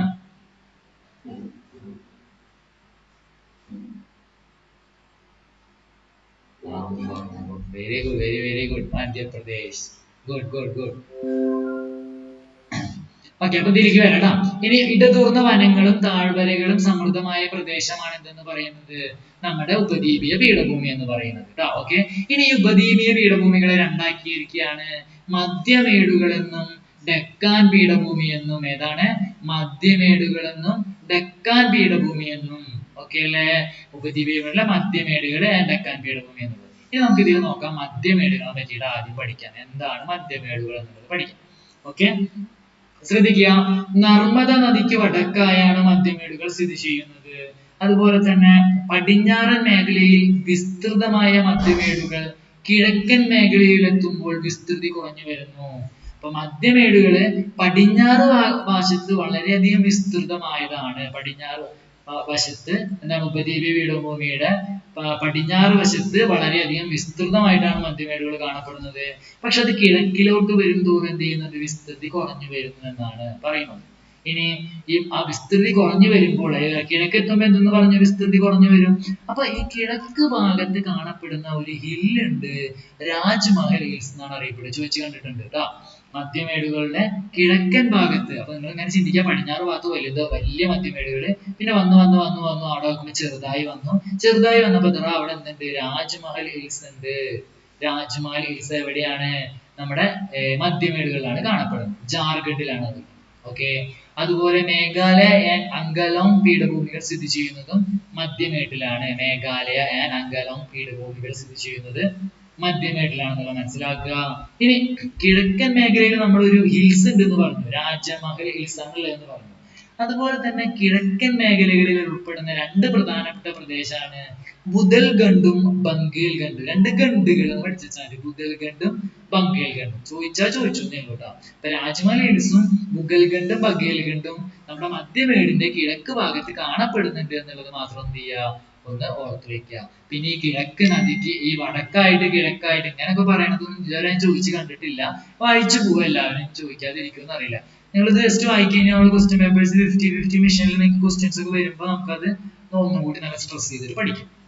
ഓക്കെ, ഇനി മധ്യമേടിലെ തെക്കു പടിഞ്ഞാറ് നിന്ന് വടക്ക് കിഴക്ക് ദിശയിലേക്ക് ഒഴുകുന്ന നദികള് ചാമ്പൽ, സിന്ധ്, ബദ്ഗോ. അപ്പൊ ഇതിലെങ്ങനെ ചോദിക്കുള്ളൂ, മധ്യമേടിലൂടെ ഒഴുകുന്ന നദികൾ ഏതാണെന്ന് പറഞ്ഞിട്ട് ഏതെങ്കിലും ഇതിൽ തുറന്ന് തന്നിട്ട് ബാക്കിയൊക്കെ വേറെ നദികൾ തരും. അപ്പൊ ഒന്ന് വായിച്ചു വിടുക. ചമ്പൽ, സിന്ധ്, ബദ്വ, കെൻ എന്ന് പറയുന്ന നദികളാണ് മധ്യമേടിലൂടെ തെക്കു പടിഞ്ഞാറ് വായസ്ഥിതിക്ക് എന്ത് ചെയ്യണത്? ഒഴുകി പോണതെന്ന് മനസ്സിലാക്കുക. ഇത്രയും കാര്യങ്ങളാണ് മധ്യമേടുകളെ പറ്റിയിട്ട് നമുക്ക് പഠിക്കാനുണ്ട്. ഇനി മധ്യമേടുകളിൽ കാണപ്പെടുന്ന കുറച്ച് പ്രദേശങ്ങളുണ്ട്. മധ്യമേടിൽ കാണപ്പെടുന്ന കുറച്ച് സ്ഥലങ്ങളുണ്ട്. അവയാണ് നമ്മൾ വളരെ ഇമ്പോർട്ടന്റ് ആയിട്ട് പഠിക്കേണ്ടത്. ഒന്നാണ് മാൾവ പീഠഭൂമി. മധ്യമേടിൽ കാണപ്പെടുന്ന ഒന്നാണ് മാൾവ പീഠഭൂമി, ഛോട്ടാ നാഗ്പൂർ പീഠഭൂമി, ആരവല്ലി, വിന്ധ്യ സത്പുര നിരകൾ എന്ന് പറയുന്ന ഈ ഒരു 4 കാര്യങ്ങൾ എവിടെ കാണുന്നുണ്ട്? നമ്മുടെ മധ്യമേടുകളിൽ എന്ത് ചെയ്യുന്നുണ്ട്? കാണപ്പെടുന്നുണ്ട്. അത് വളരെ ഇമ്പോർട്ടന്റ് ആയിട്ട് ഒന്ന് നോട്ട് ചെയ്ത് വെക്കാം. നമുക്ക് അതിന്റെ ഫാക്ടുകൾ നോക്കാം. വളരെ എളുപ്പത്തിൽ ഇപ്പൊ തന്നെ പഠിച്ചു പോവാം, ഒരു പേടിയും പേടിക്കാനില്ല. ഓക്കെ, അപ്പൊ മാൾവ പീഠഭൂമിയുടെ പ്രധാന ഭൂപ്രദേശങ്ങൾ ഏറെയും ഉൾപ്പെടുന്ന സംസ്ഥാനം മധ്യപ്രദേശാണ്. നിങ്ങൾ ഇപ്പൊ തന്നെ പറഞ്ഞു വനങ്ങൾ ഏറ്റവും കൂടുതൽ കാണപ്പെടുന്നത് എവിടെയാണ്? മധ്യപ്രദേശിലാണ്. അതുകൊണ്ട് തന്നെ ഈ മാൾവ പീഠഭൂമിയിൽ ധാരാളം വനങ്ങളും കാര്യങ്ങളും ഉള്ളത് കൊണ്ട് തന്നെ ഈ ഏറ്റവും കൂടുതൽ ഭാഗം മാൾവ പീഠഭൂമിയുടെ മധ്യപ്രദേശിലാണ്. അതുകൊണ്ട് തന്നെയാണ് മധ്യപ്രദേശിൽ ഏറ്റവും കൂടുതൽ വനങ്ങൾ ഉണ്ടാവാനുള്ള കാരണവും. മനസ്സിലായ? അപ്പൊ മാൾവ പീഠഭൂമിയുടെ ഏറെ കൂടുതൽ ഭാഗങ്ങൾ എവിടെയാണ്? മധ്യപ്രദേശിലാണ്. ഇനി വിന്ധ്യ മലനിരകൾക്കും ആരവല്ലി മലനിരകൾക്കും ഇടയിലാണ് മാൾവ പീഠഭൂമി. അപ്പൊ നമ്മള് ആരവല്ലി പർവ്വതനിര, വിന്ധ്യ മലനിരകൾ ഇപ്പൊ നമ്മൾ പഠിക്കും. ഈ രണ്ട് പർവ്വതത്തിന്റെയും ഇടയിലാണ് ആര് സ്ഥിതി ചെയ്യുന്നത്? മാൾവ പീഠഭൂമി സ്ഥിതി ചെയ്യുന്നത് എന്നുള്ളതൊന്ന് മനസ്സിലാക്കി വെക്കുക. അതുപോലെ മധ്യമേടുകളുടെ ഭൂരിഭാഗവും മാൾവ പീഠഭൂമിയുടെ ഭാഗമാണ്. അപ്പൊ അത് നമ്മൾ നേരത്തെ പറഞ്ഞ പോലെ നമ്മൾ പഠിക്കുന്ന മെയിൻ ടോപ്പിക് ഏതാണ്? മധ്യമേടുകളല്ലേ? ആ മധ്യമേടുകളിൽ ഏറ്റവും കൂടുതൽ പ്രദേശം ഏതാണ്? മാൾവ പീഠഭൂമി തന്നെയാണ്. ഞാൻ ഒന്നുകൂടി പറയാം, കൺഫ്യൂഷൻ ആക്കണ്ട. നമ്മൾ പഠിച്ചു ഉപദ്വീപീയ പീഠഭൂമിയെ ക്ലാസിഫൈഡ് ഇൻടു ടു ടൈപ്പ്. ഒന്ന് എന്താണ് ഫസ്റ്റ് പഠിച്ചത്? മധ്യമേടുകളും ഒന്ന് ഡെക്കാൻ പീഠഭൂമിയും. എന്നിട്ട് പറയാണ് ഈ മധ്യമേടുകളെ തന്നെ പിന്നെയും കുറച്ച് പ്രദേശങ്ങളായിട്ട് അങ്ങോട്ട് തരംതിരിച്ചിരിക്കുക. ഛോട്ടാ നാഗ്പൂർ പീഠഭൂമി, മാൾവ പീഠഭൂമി, ആരവല്ലി, സത്പുര നിരകൾ എന്നൊക്കെ പറഞ്ഞിട്ട് തരംതിരിച്ചിരിക്കുകയാണ്. അതിൽ ആദ്യം പഠിച്ചു മാൾവ പീഠഭൂമി. ഈ മാൾവ പീഠഭൂമി മേടുകളിൽ ഏറ്റവും കൂടുതൽ കാണപ്പെടുന്നത് മാൾവ പീഠഭൂമിയാണെന്നാണ് പറയുന്നത്. ഓക്കെ, ഇനി മാൾവ പീഠഭൂമി മധ്യമേടുകളുടെ പടിഞ്ഞാറ്, അത് പഠിച്ചില്ലെങ്കിലും കുഴപ്പമൊന്നുമില്ല. ഇത് വളരെ ഇമ്പോർട്ടന്റ് ആണ്. വിന്ധ്യ മലനിരകൾക്കും ആരവല്ലി മലനിരകൾക്കും ഇടയിലാണ് എന്ത് ചെയ്യണത്? നമ്മുടെ മാൾവ പീഠഭൂമി സ്ഥിതി ചെയ്യുന്നത് എന്നുള്ളത് പഠിച്ചു വയ്ക്കും. അടുത്തതിലേക്ക് വരാം. ഛോട്ടാ നാഗ്പൂർ പീഠഭൂമി. ഛോട്ടാ നാഗ്പൂർ വളരെ എളുപ്പമാണ്. മധ്യ പുൽമേടുകളുടെ കിഴക്കൻ പ്രദേശത്ത് ഉൾപ്പെടുന്ന കിഴക്ക് ഭാഗത്താണ് ഇത് ഛോട്ടാ നാഗ്പൂർ സ്ഥിതി ചെയ്യുന്നത്. കിഴക്ക് വശത്താണ് സ്ഥിതി ചെയ്യുന്നത്. ഓക്കെ, ഇതിൽ നമ്മൾ മെയിൻ ആയിട്ട് ശ്രദ്ധിക്കേണ്ട പോയിന്റ് ഇതാണ്. ധാതു കലവറ, ഇന്ത്യയുടെ ധാതു കലവറ എന്നറിയപ്പെടുന്ന പീഠഭൂമി, ഇന്ത്യയുടെ ധ്യാനപുര എന്നുള്ള ധ്യാനപുര ഏതാണ്? അത് അങ്ങോട്ട് തെറ്റെഴുതില്ല. ധാനപുരയും ധാന കലവറയും തെറ്റരുത്. ധാനപുര എന്ന് പറഞ്ഞ ഉത്തരമഹാസമതലം തന്നെ എഴുതണം നിങ്ങള്. ഓക്കെ, ധാതു കലവറ ഉള്ള പീഠഭൂമി എന്ന് പ്രത്യേകം ചോദിക്കും. പീഠഭൂമി എന്ന് ചോദിച്ചു കഴിഞ്ഞാലാണ് ഛോട്ടാ നാഗ്പൂർ ആണ് എന്ത് ധാതു കലവറ കൂടുതലുള്ളത് അറിയപ്പെടുന്നത്. ഓക്കെ, ഇനി ഛോട്ടാ നാഗ്പൂർ പീഠഭൂമി വ്യാപിച്ചിരിക്കുന്ന സംസ്ഥാനങ്ങളുണ്ട്. അത്ര വലിയ ഇതൊന്നുമില്ല, ചോദിച്ചു കണ്ടിട്ടില്ല. ജാർഖണ്ഡ്, പശ്ചിമ ബംഗാൾ, ബീഹാർ, ഒഡീഷ, ഛത്തീസ്ഗഡ് ആണ്. ഇനി ഇതിൽ ഇമ്പോർട്ടന്റ് ആയിട്ട് പഠിക്കേണ്ട പോയിന്റ്, ഛോട്ടാ നാഗ്പൂർ പീഠഭൂമിയിൽ ഏറ്റവും വലിയൊരു കൊടുമുടി ഉണ്ട്, പരസ്നാഥ്, ചോദിച്ചു കണ്ടിട്ടുണ്ട്. അതുപോലെ ഛോട്ടാ നാഗ്പൂർ പീഠഭൂമിയിൽ ഒഴുകുന്ന ഒരു നദി ഉണ്ട്, ദാമോദർ നദി. ഓക്കെ, മറക്കരുത്. ഛോട്ടാ നാഗ്പൂർ പീഠഭൂമിയിൽ ഏറ്റവും വലിയൊരു കൊടുമുടി ഏതാണെന്ന് ചോദിച്ചാല് പരസ്നാഥ് ആണ് ഛോട്ടാ നാഗ്പൂരിലെ ഏറ്റവും വലിയ കൊടുമുടി. അതുപോലെ തന്നെ ഛോട്ടാ നാഗ്പൂർ പീഠഭൂമിയിലെ ഒഴുകുന്ന നദി എന്നറിയപ്പെടുന്നത് നമ്മുടെ ദാമോദർ ആണ്. ഈ പീഠഭൂമിയിൽ ഒഴുകുന്ന നദി ദാമോദർ ആണ്. ഇത് രണ്ടും നല്ല രീതിയിൽ മറക്കാതെ മനസ്സിലാക്കുക. നമ്മൾ പഠിച്ചു ഏതൊക്കെയാണ്? മാൾവ പീഠഭൂമി ആൻഡ് ഛോട്ടാ നാഗ്പൂർ പീഠഭൂമി. ഇതിൽ നമ്മൾ മെയിൻ ആയിട്ട് പഠിക്കേണ്ടത് വിദ്യാനിലകൾ ആരവല്ലയുടെ ഇടയിലാണ്, മധ്യപ്രദേശിൽ കൂടുതലുണ്ട്, മധ്യമേടുകളുടെ കൂടുതലും മാൾവ പീഠഭൂമിയാണ്. ആ 3 പോയിന്റ് അവിടെ വൃത്തിയിൽ പഠിക്കുക. ഛോട്ടാ നാഗ്പൂരിൽ മെയിൻ പഠിക്കേണ്ടത് ധാതു കലവറയാണ്. അതുപോലെ തന്നെ പരസ്നാഥ് എന്ന് പറയുന്ന വലിയ കൊടുമുടി അവിടെയുണ്ട്, ദാമോദർ നദി അവിടെയുണ്ട് എന്നത് പഠിച്ചു വെക്കുക. ഓക്കെ, ഇനി വരികയാണ് ആരവല്ലി. എനിക്ക് തോന്നുന്നു 50-50 ഒരു ക്വസ്റ്റ്യൻ ഉണ്ടായിരുന്നു തോന്നുന്നു ഇതിനെ പറ്റിയിട്ട്. അതായത് ഏറ്റവും പഴക്കമേറിയ പർവ്വതനിര, നമ്മുടെ ഇന്ത്യയിലെ ഏറ്റവും പഴയ പർവ്വതനിര ചോദിച്ചു കഴിഞ്ഞാല് ആരവല്ലി പർവ്വതനിരയാണ്. ഇന്ത്യയിലെ ഏറ്റവും പഴക്കമേറിയ പർവ്വതനിര ആരവല്ലി പർവ്വതനിര. ആരവല്ലി എന്നാണ് പഠിക്കുക. ഇനി അതുപോലെ തന്നെ ഇത് വടക്ക് പടിഞ്ഞാറായിട്ടാണ് സ്ഥിതി ചെയ്യുന്നത്. ആരവല്ലി പർവ്വതനിര വടക്ക് പടിഞ്ഞാറായിട്ടാണ് എന്ത് ചെയ്യുന്നത്? സ്ഥിതി ചെയ്യുന്നത്. ഇത് വളരെ ഇമ്പോർട്ടന്റ് ആണ്. ആരവല്ലി പർവ്വതനിരയിലെ ഉയരം കൂടിയ കൊടുമുടി, ആരവല്ലി പർവ്വതനിരയിലെ ഉയരം കൂടിയത്. അപ്പൊ ഞാൻ ചോദിക്കട്ടെ, ഛോട്ടാ നാഗ്പൂരിലെ ഉയരം കൂടിയത് ഏതാ നമ്മൾ പഠിച്ചത്? പരസ്നാഥ് ആയിരുന്നു. അപ്പൊ ആരവല്ലി പർവ്വതനിരയിലെ ഉയരം കൂടിയ കൊടുമുടി എന്ന് പറയുന്നത് ഗുരുശിഖർ ആണ്. ഗുരുശിഖർ ആണെന്ന് മനസ്സിലാക്കി വെക്കുക. അപ്പൊ ഗുരുശിഖർ ആണ് ആരവല്ലി പർവ്വതനിരയിലെ ഏറ്റവും ഉയരം കൂടിയ കൊടുമുടി. ചിലപ്പോൾ കുറെ കൊടുമുടികൾ തരുന്നുണ്ട്, ചോദിക്കും ഇത് ഏത് പീഠഭൂമിയിലാണ് അല്ലെങ്കിൽ ഇത് ഏത് സമതലത്തിലാണോ എന്ന് ചോദിക്കും. അപ്പൊ അങ്ങനെയൊക്കെ ചോദിക്കുമ്പോ ആരവല്ലി ഏതിലാണ്? ഉപദ്വീപീയ പീഠഭൂമിയിലാണ് ഉണ്ടാവുക. അത് ഉപദ്വീപീയ പീഠഭൂമിയിലെ തന്നെ ആരവല്ലി പർവ്വതനിരയിലാണ് ഏതുള്ളത്? ഗുരുശിഖർ എന്ന് പറയുന്ന ഉയരം കൂടിയ പർവ്വത കൊടുമുടിയുള്ളത് എന്നുള്ളത് മനസ്സിലാക്കാം. ഇനി ഇതും ഇമ്പോർട്ടന്റ് ആയിട്ടുള്ളതാണ്. ഈ ആരവല്ലി പർവ്വതനിരത്തിൽ ഒരു സുഖവാസ കേന്ദ്രം ഉണ്ട്. ടൂറിസ്റ്റ് ആയിട്ട് നമുക്ക് അങ്ങോട്ടൊക്കെ പോകണമെങ്കിൽ നമുക്കൊരു പ്ലേസ് ഉണ്ട് അവിടെ. അപ്പൊ ആരെങ്കിലും ആരവല്ലി പർവ്വതത്തിലേക്കൊക്കെ പോകുമ്പോ അവിടെ മൗണ്ട് അബുവിനെ കാണാൻ പോവാ, മൈക്കെടുത്ത് അബുവിനെ കാണാൻ പോവാ. അപ്പൊ ആരവല്ലി പർവ്വതനിരയിൽ സുഖവാസ കേന്ദ്രം എന്ന് പറഞ്ഞാല് മൗണ്ട് അബിയാണ്. മൈക്കെടുത്ത് അബുവിന്റെ അടുത്ത് പോവാ. അങ്ങനെ പഠിച്ചു വെച്ചോ. അപ്പൊ ആരവല്ലി പർവ്വതനിരയ്ക്ക് ആരെങ്കിലും പോകുന്നുവെച്ചാൽ നേരെ മൗണ്ട് അബുവിനെയും കൂടി കണ്ടിട്ട് ഇങ്ങോട്ട് വരിക. അവിടെ നല്ല സുഖവാസ കേന്ദ്രമാണ്. എന്താണ്? ടൂറിസ്റ്റ് പ്ലേസ് ആണ്. മൗണ്ട് അബു, മൈക്കെടുത്ത് അബുവിനെ കാണാൻ പോവാ. ഓക്കെ. ഇനി മൈക്കെടുത്ത് അബുവിനെ കാണാൻ പോകുമ്പോ അവിടെ ഒരു പ്രസിദ്ധമായ ഒരു ജൈന മതം ഉണ്ട്. ജൈനമത ക്ഷേത്രമുണ്ട്. ദിൽവാര ക്ഷേത്രമാണ്, മറക്കരുത്. അപ്പൊ മൈക്കെടുത്ത് ആരവല്ലി പർവ്വതത്തിലേക്ക് പോകുമ്പോ മൈക്കെടുത്ത് അബുവിനെ കാണാൻ പോകും, മൗണ്ട് അബുവിലേക്ക്. അപ്പൊ നമ്മൾ അവിടെ ഒരു ജൈനമതന്റെ ഒരു അമ്പലമുണ്ട്, അവിടെയും കൂടി കയറുക. ദിൽവാര ക്ഷേത്രം, അതിനെയാണ് പറയുന്നത് ദിൽവാര ക്ഷേത്രം. അതെ, ദിൽവാര എന്ന് പറഞ്ഞൊരു പാട്ടൊക്കെ ഇല്ല, അത് വെച്ച് ക്ഷേത്രത്തിലേക്ക് പോകാൻ എന്തെങ്കിലുമൊക്കെ ഒന്ന് പഠിച്ചു വെക്കുക. ദിൽവാര ക്ഷേത്രം. അപ്പൊ ഇവിടുന്ന് കുറച്ച് പോയിന്റ് കിട്ടിയില്ലേ? എന്താണ്? ആരവല്ലി പർവ്വതനിര എന്ന് പറഞ്ഞാൽ പഴക്കമേറിയതാണ്. അതിന്റെ ഉള്ളിലുള്ള ഏറ്റവും വലിയ കൊടുമുടി ഗുരുശിഖറാണ്. then അവിടെ മൗണ്ട് അബു ഉണ്ട്, സുഖവാസ കേന്ദ്രം. then അതുവഴി പോകുമ്പോ ദിൽവാര ക്ഷേത്രം, ജൈന മതത്തിന്റെ ഒരു ക്ഷേത്രത്തിലൂടെ കയറണം. ഓക്കെ. ഇനി ശ്രദ്ധിക്കുക, ക്ഷേത്രം കയറണമെങ്കിൽ ഒരു ഹൽദിഗഡ് ചുരമുണ്ട്. അപ്പൊ ആരവല്ലിയിൽ കാണപ്പെടുന്ന ഒരു പ്രധാനപ്പെട്ട ഒരു ചുരമാണ് ഹൽദിഗഡ് എന്ന് പറയുന്നത്. അപ്പൊ ഈ 3 പോയിന്റ്, ഇപ്പൊ ഈ പറഞ്ഞ 3 പോയിന്റ് വളരെ ഇമ്പോർട്ടന്റ് ആണ്, ചോദിച്ചു കണ്ടിട്ടുണ്ട്. ഗുരുശിഖർ ഏറ്റവും ഉയരം കൂടിയത്, മൗണ്ട് അബു സുഖവാസ കേന്ദ്രം, അവിടുത്തെ ക്ഷേത്രം ദിൽവാര ക്ഷേത്രം, അവിടുത്തെ ആരവല്ലിയിൽ ഒരു പ്രധാനപ്പെട്ട ചുരമാണ്, ഒരു പാസ് ആണ് ഏതെന്ന് പറയുന്നത്? ഹൽദിഗഡ് ചുരം എന്ന് പറയുന്നത്. അപ്പൊ അത് ഈ 4 പോയിന്റ് പഠിക്കണം. ഒന്നും കൂടി പഠിച്ചു വെച്ചോ. ആരവല്ലി നിരയുടെ താഴ്വരയിൽ സ്ഥിതി ചെയ്യുന്ന ഒരു പ്രധാന നഗരമുണ്ട്, നമ്മളെല്ലാവർക്കും കേട്ടുന്ന അജ്മീർ എന്ന് പറയുന്ന നഗരം. അപ്പൊ നിങ്ങൾ ആരെങ്കിലും ആരവല്ലിക്കൊക്കെ പോകുന്നുണ്ടെങ്കിൽ അജ്മീർ പോവുക, ഹൽദിഗഡ് ചുരം കറങ്ങുക, ദിൽവാര ക്ഷേത്രത്തിൽ പോവുക, മൗണ്ട് അബുവിന്റെ അവിടെ കൂടി പോയി ഗുരുശിഖർ ഒക്കെ ഒന്ന് കണ്ടിട്ട് നിങ്ങൾ വരിക. ഇത്രയും ഒരു 5-6 കാര്യം നിങ്ങൾ ഇങ്ങനെ മനസ്സിൽ ഇങ്ങനെ പഠിച്ചു വെച്ച്, ഞാൻ പോവുകയാണെങ്കിൽ ഇന്ന സ്ഥലത്തേക്കൊക്കെ പോകുന്നതാണ് മനസ്സിൽ വെച്ച് കഴിഞ്ഞാൽ നിങ്ങൾ സെറ്റായി. ഓക്കെ അല്ലേ? അതാണ് ആരവല്ലി എന്ന് പറയുന്നത്. ഓക്കെ. ഇനി അടുത്തത് നോക്കാം, വിന്ധ്യ സത്പുര നിരകൾ. വിന്ധ്യ സത്പുര നിരകളാണ് അടുത്ത നമ്മുടെ ഏതില് മധ്യമേടുകളിലെ വേറൊരു സ്ഥലം. ഓക്കെ. അപ്പൊ വടക്കേ ഇത് വളരെ ഇമ്പോർട്ടന്റ് ആണ്, നിങ്ങൾ നോക്കിയിട്ട് വെക്കണം. നിങ്ങൾക്കൊക്കെ അറിയുന്നതാണ് നോർത്ത് ഇന്ത്യ, സൗത്ത് ഇന്ത്യ, അല്ലെ വടക്കേ ഇന്ത്യ, തെക്കേ ഇന്ത്യ എന്നൊക്കെ നമ്മൾ ഇന്ത്യനെ രണ്ടായിട്ട് തരംതിരിച്ചിട്ടുണ്ടല്ലോ. അപ്പോ ഈ നോർത്ത് ഇന്ത്യ വടക്കേ ഇന്ത്യയെ വിഭജിക്കുന്ന പർവ്വതനിര വളരെ ഇമ്പോർട്ടന്റ് ആണ്, വിന്ധ്യ നിരകളാണ്. നമ്മുടെ സൗത്ത് ഇന്ത്യ, നോർത്ത് ഇന്ത്യ എന്ന് അതിനെ വേർതിരിക്കുന്ന പർവ്വതനിര ഏതാന്ന് ചോദിച്ചാൽ അത് വിന്ധ്യ നിരകളാണ് എന്നുള്ളത് എന്ത് ചെയ്യുക, മനസ്സിലാക്കി വെക്കുക. അപ്പൊ എന്താണ് ഇന്ത്യൻ ഭൂഖണ്ഡത്തെ വടക്കേ ഇന്ത്യ, തെക്കേ ഇന്ത്യ എന്ന് വിഭജിക്കുന്ന പർവ്വതനിര വിന്ധ്യ നിരകളാണ്. ഈ വിന്ധ്യ നിരകൾ എവിടെ കാണപ്പെടുന്നു? വിന്ധ്യ സത്പുര നിരകളിൽ. വിന്ധ്യ സത്പുര നിരകൾ എന്തിന്റെ ഭാഗമാണ്? മധ്യമേടുകളുടെ ഭാഗമാണ്. മധ്യമേടുകൾ എന്തിന്റെ ഭാഗമാണ്? ഉപദ്വീപീയ പീഠഭൂമിയുടെ ഭാഗമാണ്. ഉപദ്വീപീയ പീഠഭൂമി എന്തിന്റെ ഭാഗമാണ്? ഇന്ത്യൻ ഭൂപ്രകൃതിയുടെ ഭാഗമാണ്. അങ്ങനെ കണക്ട് ചെയ്ത് ഇങ്ങനെ പോവാ. ഓക്കെ അല്ലേ?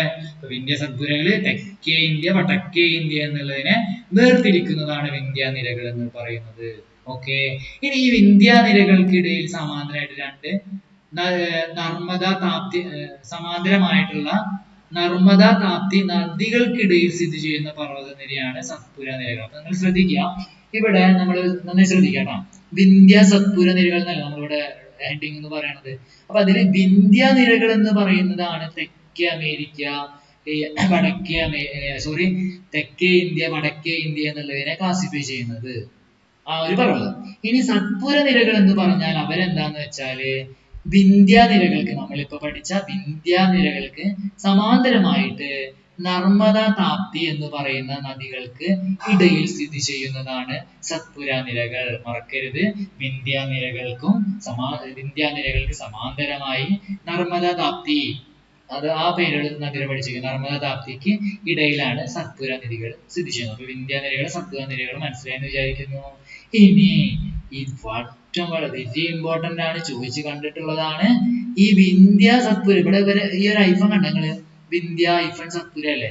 ഈ വിന്ധ്യനെയും സത്പുരനെയും തമ്മിൽ ഈ ബന്ധിപ്പിക്കുന്ന ഈ ഐഫൺ ഉണ്ടല്ലോ, അല്ലെങ്കിൽ ബന്ധിപ്പിക്കുന്ന ആ സ്ഥലം ഉണ്ടല്ലോ, ഇതാണ് മെക്കാലോ നിരകൾ. മൈക്ക എന്ന് ആലോചിച്ചാൽ മതി. മെക്കാലോ, മൈക്ക വെച്ച് വിന്ധ്യനെയും സത്പുരനെയും യോജിപ്പിച്ചു. അതാണ് മെക്കാല നിരകൾ. മൈക്ക നിരന്നു നിന്നു വിന്ധ്യനെയും സത്പുരനെയും എന്ത് ചെയ്യാൻ വേണ്ടി, ബന്ധിപ്പിക്കാൻ വേണ്ടി. അപ്പൊ അതിനെയാണ് മെക്കാല നിരകൾ എന്നറിയപ്പെടുന്നത്. അപ്പൊ ഈ ഒരു 3 ഫാക്ട് വളരെ ഇമ്പോർട്ടന്റ് ആണ്. വിന്ധ്യ സത്പുര നിരകൾ തെക്കേ ഇന്ത്യ വടക്കേ ഇന്ത്യ എന്നുള്ളതാക്കുന്നു. വിന്ധ്യ നിരകളും നർമ്മദ താപ്തി നിരകൾക്കിടയിൽ സത്പുര നിരകളാണുള്ളത്.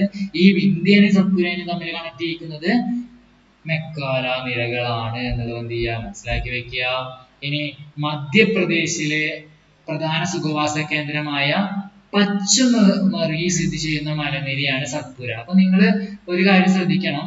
മധ്യപ്രദേശിലെ ഒരു പ്രധാനപ്പെട്ട ഒരു സുഖവാസ കേന്ദ്രമാണ് പച്മർഹി എന്ന് പറയുന്ന സ്ഥലം കേട്ടോ. പച്മർഹി എന്ന് പറയുന്ന സ്ഥലം. അപ്പൊ ഈ പച്മർഹി കാണപ്പെടുന്നത് എവിടെയാണ്? സത്പുരയിലാണ്. ഞാൻ ചോദിക്കട്ടെ, നമ്മള് ആരവല്ലിയിൽ ഒരു സുഖവാസ കേന്ദ്രം പഠിച്ചു. ഏതായിരുന്നു? ഓർമ്മ വന്നോ? മൗണ്ട് അബു. മൈക്കിൾ അബുവിന്റെ അടുത്ത് പോയി. അപ്പൊ സുഖവാസ കേന്ദ്രം മൗണ്ട് അബു ആണ്. അങ്ങനെയാണെങ്കിൽ സത്പുരയിലെ ഒരു സുഖവാസ കേന്ദ്രമാണ് പച്മർഹി എന്ന് പറയുന്നത്. പച്മർഹി സത്പുരയിലെ സുഖവാസ കേന്ദ്രമാണ്. ഇനി ഈ സത്പുര പർവ്വതനിരയിലെ ഏറ്റവും ഉയരം കൂടിയ ഒരു പർവ്വതമുണ്ട്. ധൂപ് ഗാർഗ് ആണ് സത്പുര ഇത് നമ്മുടെ സത്പുര പർവ്വതനിരയിലെ ഏറ്റവും ഉയരം കൂടിയ പർവ്വതം എന്ന് പറയുന്നത് ധൂപ് ഗാർഗ് ആണ്. ധൂപ് ഗാർഗ്. അപ്പൊ ഞാൻ ചോദിക്കട്ടെ, ആരവല്ലിയിൽ ഒരു പർവ്വതം ഉണ്ട്, നമ്മൾ പഠിച്ചിട്ടുണ്ടായിരുന്നല്ലോ. ഏതാ? ഗുരുശിഖർ. ചോട്ടാ നാഗ്പൂരിൽ ഒരു പർവ്വതം ഉണ്ടായിരുന്നു, നമ്മൾ പഠിച്ചിട്ടുണ്ടല്ലോ. പരസ്നാഥ്. അപ്പൊ കണക്ട് ചെയ്ത് പഠിക്കുക. ചോട്ടാ നാഗ്പൂർ, പരസ്നാഥ്. ഗുരുശിഖർ ഉള്ളത് ആരവല്ലിയില്. ദെൻ സത്പുരയിൽ കാണപ്പെടുന്നത് ഏതാണ്? നമ്മുടെ ധൂപ് ഗാർഗ് ആണ് എന്നുള്ളത് പഠിക്കുക. അപ്പൊ ആ മൂന്നും കണക്ട് ചെയ്ത് നിങ്ങൾ പഠിക്കണം കേട്ടോ. ഇനി അസിർഗഡ് എന്ന് പറയുന്ന ഒരു ചുരം എവിടെ സ്ഥിതി ചെയ്യുന്നുണ്ട്? സത്പുരയിൽ സ്ഥിതി ചെയ്യുന്നുണ്ട്. ഇവിടെ നമ്മള് ഇവിടുത്തെ ചുരം ഏതാ പഠിച്ചത്? ഒരു ഹൽഡിഗഡ് ചുരമാണ് നമ്മൾ എവിടെ പഠിച്ചത്? നമ്മുടെ ആരവല്ലിയിൽ പഠിച്ചത്. അപ്പൊ ആ ചുരങ്ങളൊക്കെ നിങ്ങളൊന്ന് എഴുതി കറക്റ്റ് ആയിട്ട് കണക്ട് ചെയ്ത് തെറ്റാതെ പഠിക്കുക. ഇനി വളരെ ഇമ്പോർട്ടന്റ് ആണ്, സത്പുരയുടെ രാജ്ഞി എന്നറിയപ്പെടുന്നത് പച്മർഹിയാണ്. അപ്പൊ നിങ്ങൾക്കറിയാം, ഒരു സുഖവാസ കേന്ദ്രമായിട്ടുള്ള പച്മർഹി എവിടെയാണ് സ്ഥിതി ചെയ്യുന്നത്? മധ്യപ്രദേശിലാണ് സ്ഥിതി ചെയ്യുന്നത്. അത് സത്പുരയുടെ രാജ്ഞി എന്നുള്ള പേരിലാണ് എന്ത് ചെയ്യണത്? അറിയപ്പെടുന്നത്. ഇനി വിന്ധ്യ സത്പുര താഴ്വരയിലൂടെ ഒഴുകുന്ന നദി, നമ്മൾ നേരത്തെ പറഞ്ഞു നർമ്മദ താപ്തി ഒക്കെ എവിടെയാണ്? വിന്ധ്യ സത്പുര നദിയുടെ അടിയിലൂടെ ഒഴുകുന്ന നദിയാണ് നർമ്മദ എന്ന് പറയുന്നത്. നർമ്മദയുടെ പ്രത്യേകത കിഴക്ക് എന്നാണ്, വലിയ ഇമ്പോർട്ടൻ്റ് ഒന്നുമില്ല. ഇത് പതിക്കുന്നത് അറബിക്കടലിലാണ്. ജസ്റ്റ് വായിച്ചു പോയാൽ മതി. ഓക്കെ. ഇനി ഒരു വളരെ ഇമ്പോർട്ടന്റ് ആയിട്ടുള്ള ഒരു കാര്യം എന്ന് വെച്ചാല്, ഈ കുറച്ച് രാജ്ഞിമാരെ റാണിമാരെ നമുക്ക് പഠിക്കാനുണ്ട് കേട്ടോ. ഇത് ഇവിടെ തന്നെ പഠിച്ചു പോവാ. സത്പുരയുടെ രാജ്ഞി എന്നറിയപ്പെടുന്നത് പച്മർഹി, നമ്മളിപ്പോ തന്നെ പഠിച്ചു. അപ്പൊ ഡെക്കാന്റെ രാജ്ഞി പൂനെയാണ്. ഡെക്കാൻ പൂനെയാണ്. സുഖവാസ കേന്ദ്രങ്ങളുടെ രാജ്ഞി എന്നറിയപ്പെടുന്നത് മസൂറിയാണ്. അപ്പൊ 3 രാജ്ഞിമാരെ നമ്മളിവിടെ പഠിക്കുകയാണ്. ഒരു ഇമ്പോർട്ടന്റ് ആയിട്ടുള്ള ഒരു ഫാക്ട് ആണ്. സത്പുരയുടെ രാജ്ഞി പച്മർഹി, ഡെക്കാന്റെ രാജ്ഞി പൂനെ, സുഖവാസ കേന്ദ്രങ്ങളുടെ രാജ്ഞി മസൂറി. അപ്പൊ നിങ്ങള് മസൂറി അടിപൊളി സ്ഥലം തോന്നുന്നുണ്ടോ? ഞാനൊന്നും പോയിട്ടില്ല. നിങ്ങള് പോവാണ്ടിച്ചെങ്കിൽ അവിടേക്കൊക്കെ പൊക്കോട്ടോ. നീലഗിരിയുടെ ഇനി 2 റാണിമാരാണ്. രാജ്ഞിമാരെ വിട്ടുപിടിച്ചു. ഇനി റാണി, ഇത് നമുക്ക് വേഗം കിട്ടും. അറബിക്കടലിലെ റാണി ഞാൻ പറയാനാണ് നിങ്ങൾക്ക് അറിയണ്ടാവും. നമ്മുടെ കൊച്ചിയാണ് അറബിക്കടലിലെ റാണി. നീലഗിരിയുടെ റാണി എന്നറിയപ്പെടുന്നത് നമ്മുടെ ഊട്ടി. അതൊക്കെ നമ്മൾ പോയിട്ടുള്ള സ്ഥലങ്ങളായിരുന്നു, കൊച്ചി ഊട്ടിയൊക്കെ. അപ്പൊ നീലഗിരിയുടെ റാണി ഊട്ടിയാണ് അറബി. അപ്പൊ റാണിമാരെ നമ്മളെല്ലാവരും കണ്ടിട്ടുണ്ട്. ഏതാ? നീലഗിരിയുടെ റാണി, ഊട്ടി, അറബിക്കടൽ, കൊച്ചി. രാജ്ഞിമാരെ കാണാനാണ് നമുക്ക് കുറച്ച് ബുദ്ധിമുട്ട്. കുറെ അകലെയല്ലേ? ഇപ്പൊ സത്പുരയുടെ രാജ്ഞി പച്ചമറിയാണ്, ഡെക്കാന്റെ രാജ്ഞി പൂനെയാണ്, സുഖവാസ കേന്ദ്രങ്ങളുടെ രാജ്ഞി മസൂറിയാണ് എന്നുള്ളത് മനസ്സിലാക്കുക. ഇനി നമ്മൾ പഠിച്ചു ആരവല്ലിയിലത്തെ ഒരു സുഖവാസ കേന്ദ്രമാണ് മൗണ്ട് അബു എന്ന് പറയുന്നത്. അപ്പൊ നിങ്ങൾ അവിടെ പോവാണെന്നുവെച്ചെങ്കിൽ നക്കി തടാകം കാണാൻ മറക്കരുത്. വളരെ ഇമ്പോർട്ടന്റ് ആണ്. മൗണ്ട് അബുവിൽ സ്ഥിതി ചെയ്യുന്ന ഒരു തടാകമാണ് നക്കി തടാകം. നല്ല പേരില്ലേ, നക്കി തടാകം. ഓക്കെ, മനസ്സിലായെന്ന് വിചാരിക്കുകയാണ്. ദെൻ അപ്പൊ നമ്മള് മധ്യമേടുകളുടെ 4 കാര്യങ്ങളാണ് പറഞ്ഞത്. മധ്യമേടുകളിൽ ഏതൊക്കെയാണുള്ളത്? മാൾവ പീഠഭൂമി, ചോട്ടാ നാഗ്പൂർ, ആരവല്ലി ആൻഡ് വിന്ധ്യ സത്പുര നിരകൾ. പറഞ്ഞത് ക്ലിയർ ആണെങ്കിൽ കമന്റ് ചെയ്യാ. നിങ്ങൾക്ക് കറക്റ്റ് ഫോളോ ചെയ്യാൻ പറ്റുന്നില്ലേ? ഓക്കെ അല്ലേ? ഇനി റിപ്പീറ്റേഷൻ വേണോ?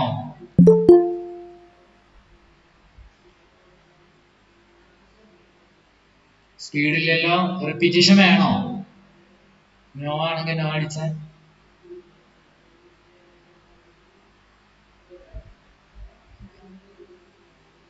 ക്ലാസ് ഒക്കെ നേരത്തെ പോലെ തന്നെ റെക്കോർഡൊക്കെ ചെയ്യുന്നുണ്ട്, യൂട്യൂബിൽ അവൈലബിൾ ആയിരിക്കും. നിങ്ങൾക്ക് എന്തെങ്കിലുമൊക്കെ സംശയം ഉണ്ടെങ്കിൽ പിന്നീട് എടുത്തൊക്കെ ഒന്ന് കാണുകയൊക്കെ ചെയ്യാം. ഓക്കെ ഓക്കെ കേട്ടാ. ഇനി നമുക്ക് അടുത്തത് സമയം എത്രയും നോക്കട്ടെ.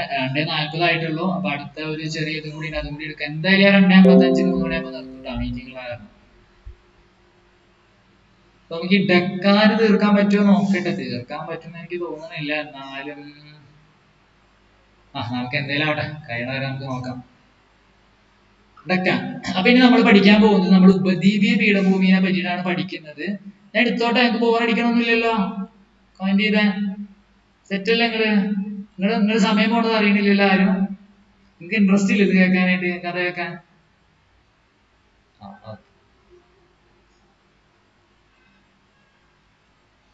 ഓക്കെ, ഇത് കഴിഞ്ഞിട്ട് ട്യൂഷനൊക്കെ എടുത്തോട്ടെ. ചെറിയ കുട്ടികൾക്ക് സോഷ്യൽ സയൻസ് നിങ്ങൾക്ക് ഈ ജോഗ്രഫിയുടെ ക്ലാസ് കഴിഞ്ഞാൽ നിങ്ങൾ ഫിറ്റ് ആണ്. ഇതിന് ഒരു 7 മുതൽ 10 വരെ നിങ്ങൾക്ക് സോഷ്യൽ സയൻസ് പഠിപ്പിക്കാൻ പറ്റും അടിപൊളിയായിട്ട്.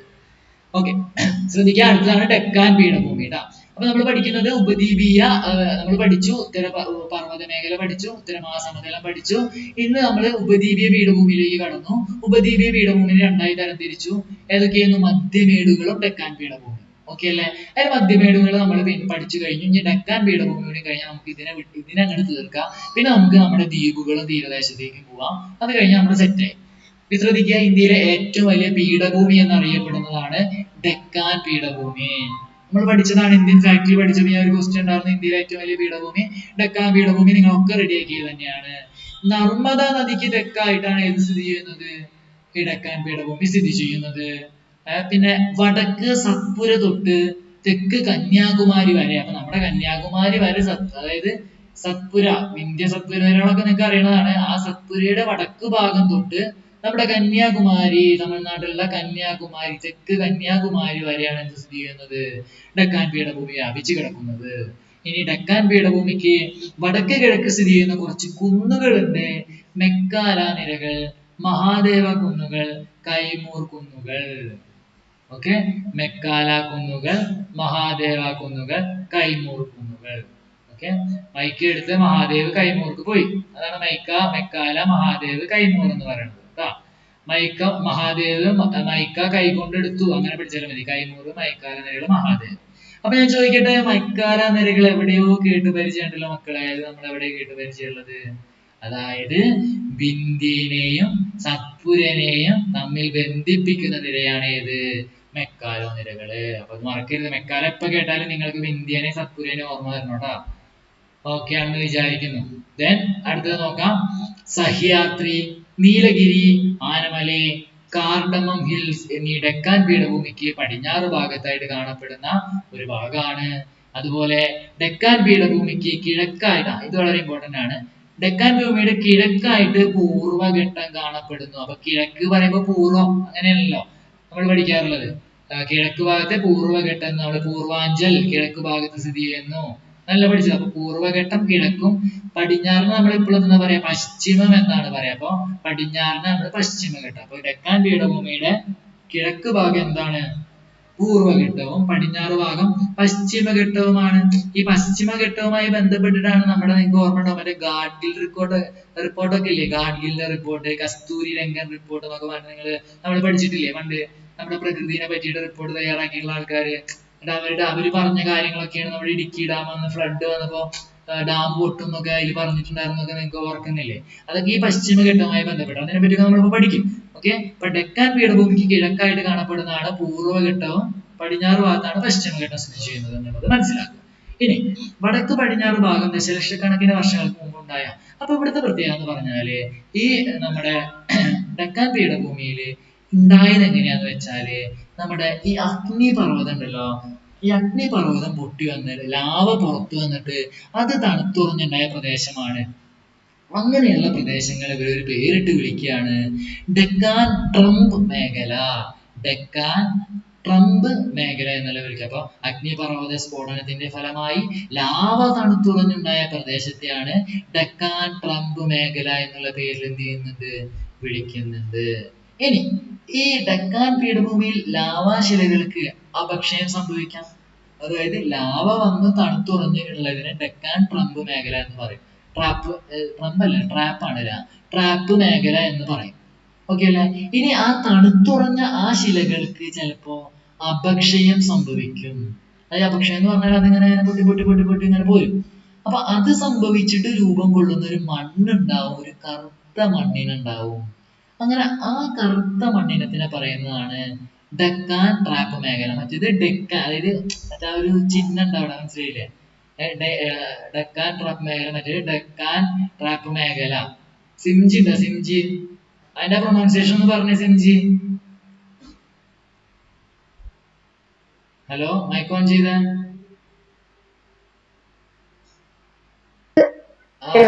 സിംജി, ഇതിന്റെ എന്താ ഡെക്കാൻ, ഇതൊന്ന് രണ്ടൊന്ന് വായിച്ച കറക്റ്റ് ആയിട്ട്. ആദ്യത്തേത് ഡെക്കാൻ, മറ്റേത് ഡെക്കാൻ.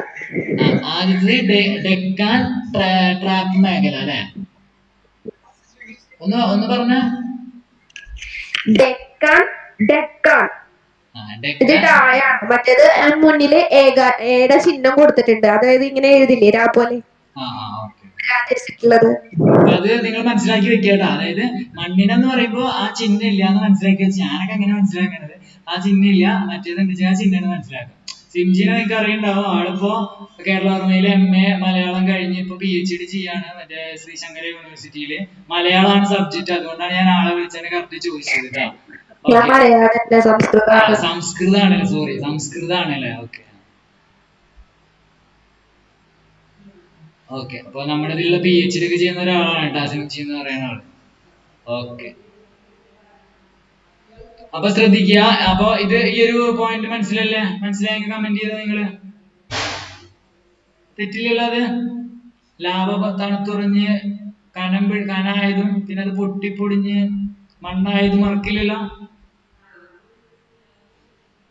ആരും കമന്റ് ചെയ്യുന്നില്ലല്ലോ, നിങ്ങൾ മറക്കുവോ?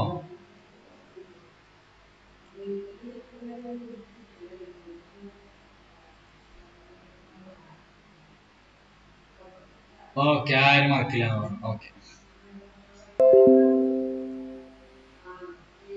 അടുത്തത്. അപ്പൊ അടുത്ത പോയിന്റ് അതില്. ഇനി ഡെക്കാൻ ട്രാപ്പ് മേഖല ഏത് ശിലകൾ കൊണ്ടാണ് ഉണ്ടാക്കിയത്? ആഗ്നേയ ശിലയാണ് കേട്ടോ. അപ്പൊ ഞാൻ ഒരു കാര്യം ചോദിക്കട്ടെ കേട്ടോ. ഞാൻ പറഞ്ഞു, നിങ്ങൾ ശ്രദ്ധിക്കണം നന്നായിട്ട്. ഉത്തരമഹാസമതലം എന്തുകൊണ്ടാണ് ഉണ്ടാക്കിയത്? അവസാദങ്ങളാണ് അല്ലെ? അതായത് ഇങ്ങനെ നമ്മുടെ പാറൊക്കെ പൊട്ടി പൊട്ടി വരുന്ന അവസാദങ്ങളെ കൊണ്ട് ഉണ്ടാക്കി. അത് കഴിഞ്ഞ് നമ്മൾ പഠിച്ചു ഉത്തരമഹാസമതലം അല്ല, ഉത്തരപർവ്വത മേഖല കഴിഞ്ഞിട്ട് നമ്മൾ ഉത്തരമഹാസമതലം പഠിച്ചു. ഉത്തരമഹാസമതലം ആണെന്നുവെച്ചെങ്കിൽ നമ്മുടെ നദികൾ ഒഴുക്കിക്കൊണ്ടുവരുന്ന അവസാദങ്ങൾ വഴിയാണ്. അപ്പൊ ഡെക്കാൻ പീഠഭൂമി അവസാദങ്ങൾ വഴിയല്ല ഉണ്ടായിട്ടുള്ളത്, പകരം ആഗ്നേയ ശില കൊണ്ട് നിർമ്മിച്ചിട്ടുള്ള മേഖലയാണ് ഡെക്കാൻ പീഠഭൂമി എന്ന് പറയുന്നത്. ഡെക്കാൻ പീഠഭൂമി ആഗ്നേയ ശില കൊണ്ടാണ് നിർമ്മിച്ചിട്ടുള്ളത്. ലാവ വന്ന് തണുത്തുറഞ്ഞിട്ടാണ് ഉണ്ടായിട്ടുള്ളത്. അപ്പൊ നമ്മൾ ഇപ്പൊ തന്നെ ഇവിടെ പറഞ്ഞു, ഒരു കറുത്ത മണ്ണ് ഉണ്ടാവുണ്ടെന്ന് പറഞ്ഞില്ലേ? ആ കറുത്ത മണ്ണിനെ വിളിക്കുന്നതാണ് റിഗർ മണ്ണ് എന്നാണ് കറുത്ത മണ്ണിനെ നമ്മൾ പറയാ. റിഗർ മണ്ണ് എന്നാണ് കറുത്ത മണ്ണിനെ പറയാ. അപ്പൊ പരുത്തി കൃഷിക്കും കരിമ്പ് കൃഷിക്കും അനുയോജ്യമായ മണ്ണാണ് എന്തെന്ന് പറയുന്നത്? കറുത്ത മണ്ണ് എന്ന് പറയുന്നത്. അപ്പൊ ആഗ്നേയശിലയ്ക്ക് ഇങ്ങനെ പൊട്ടിപ്പൊടിഞ്ഞിട്ടാണ് ഈ കറുത്ത മണ്ണ് ഉണ്ടാവുന്നത്. അത് നമ്മുടെ പരുത്തി കൃഷിക്കും കരിമ്പ് കൃഷിക്കും എന്താണ്? വളരെയധികം ഇമ്പോർട്ടന്റ് ആണ്. അടുത്ത പോയിന്റ് ഞാൻ ഇപ്പോഴേ പറഞ്ഞതാണ്, നിങ്ങൾക്ക് അറിയാം. ഡെക്കാന്റെ റാണി ആരാണ്? ഡെക്കാന്റെ റാണി അല്ലെങ്കിൽ ഡെക്കാന്റെ രാജ്ഞി ആരാണ്? പൂനെയാണ്. ഡെക്കാന്റെ രാജ്ഞി റാണി എന്ന് പറയുന്നത് പൂനെയാണ്.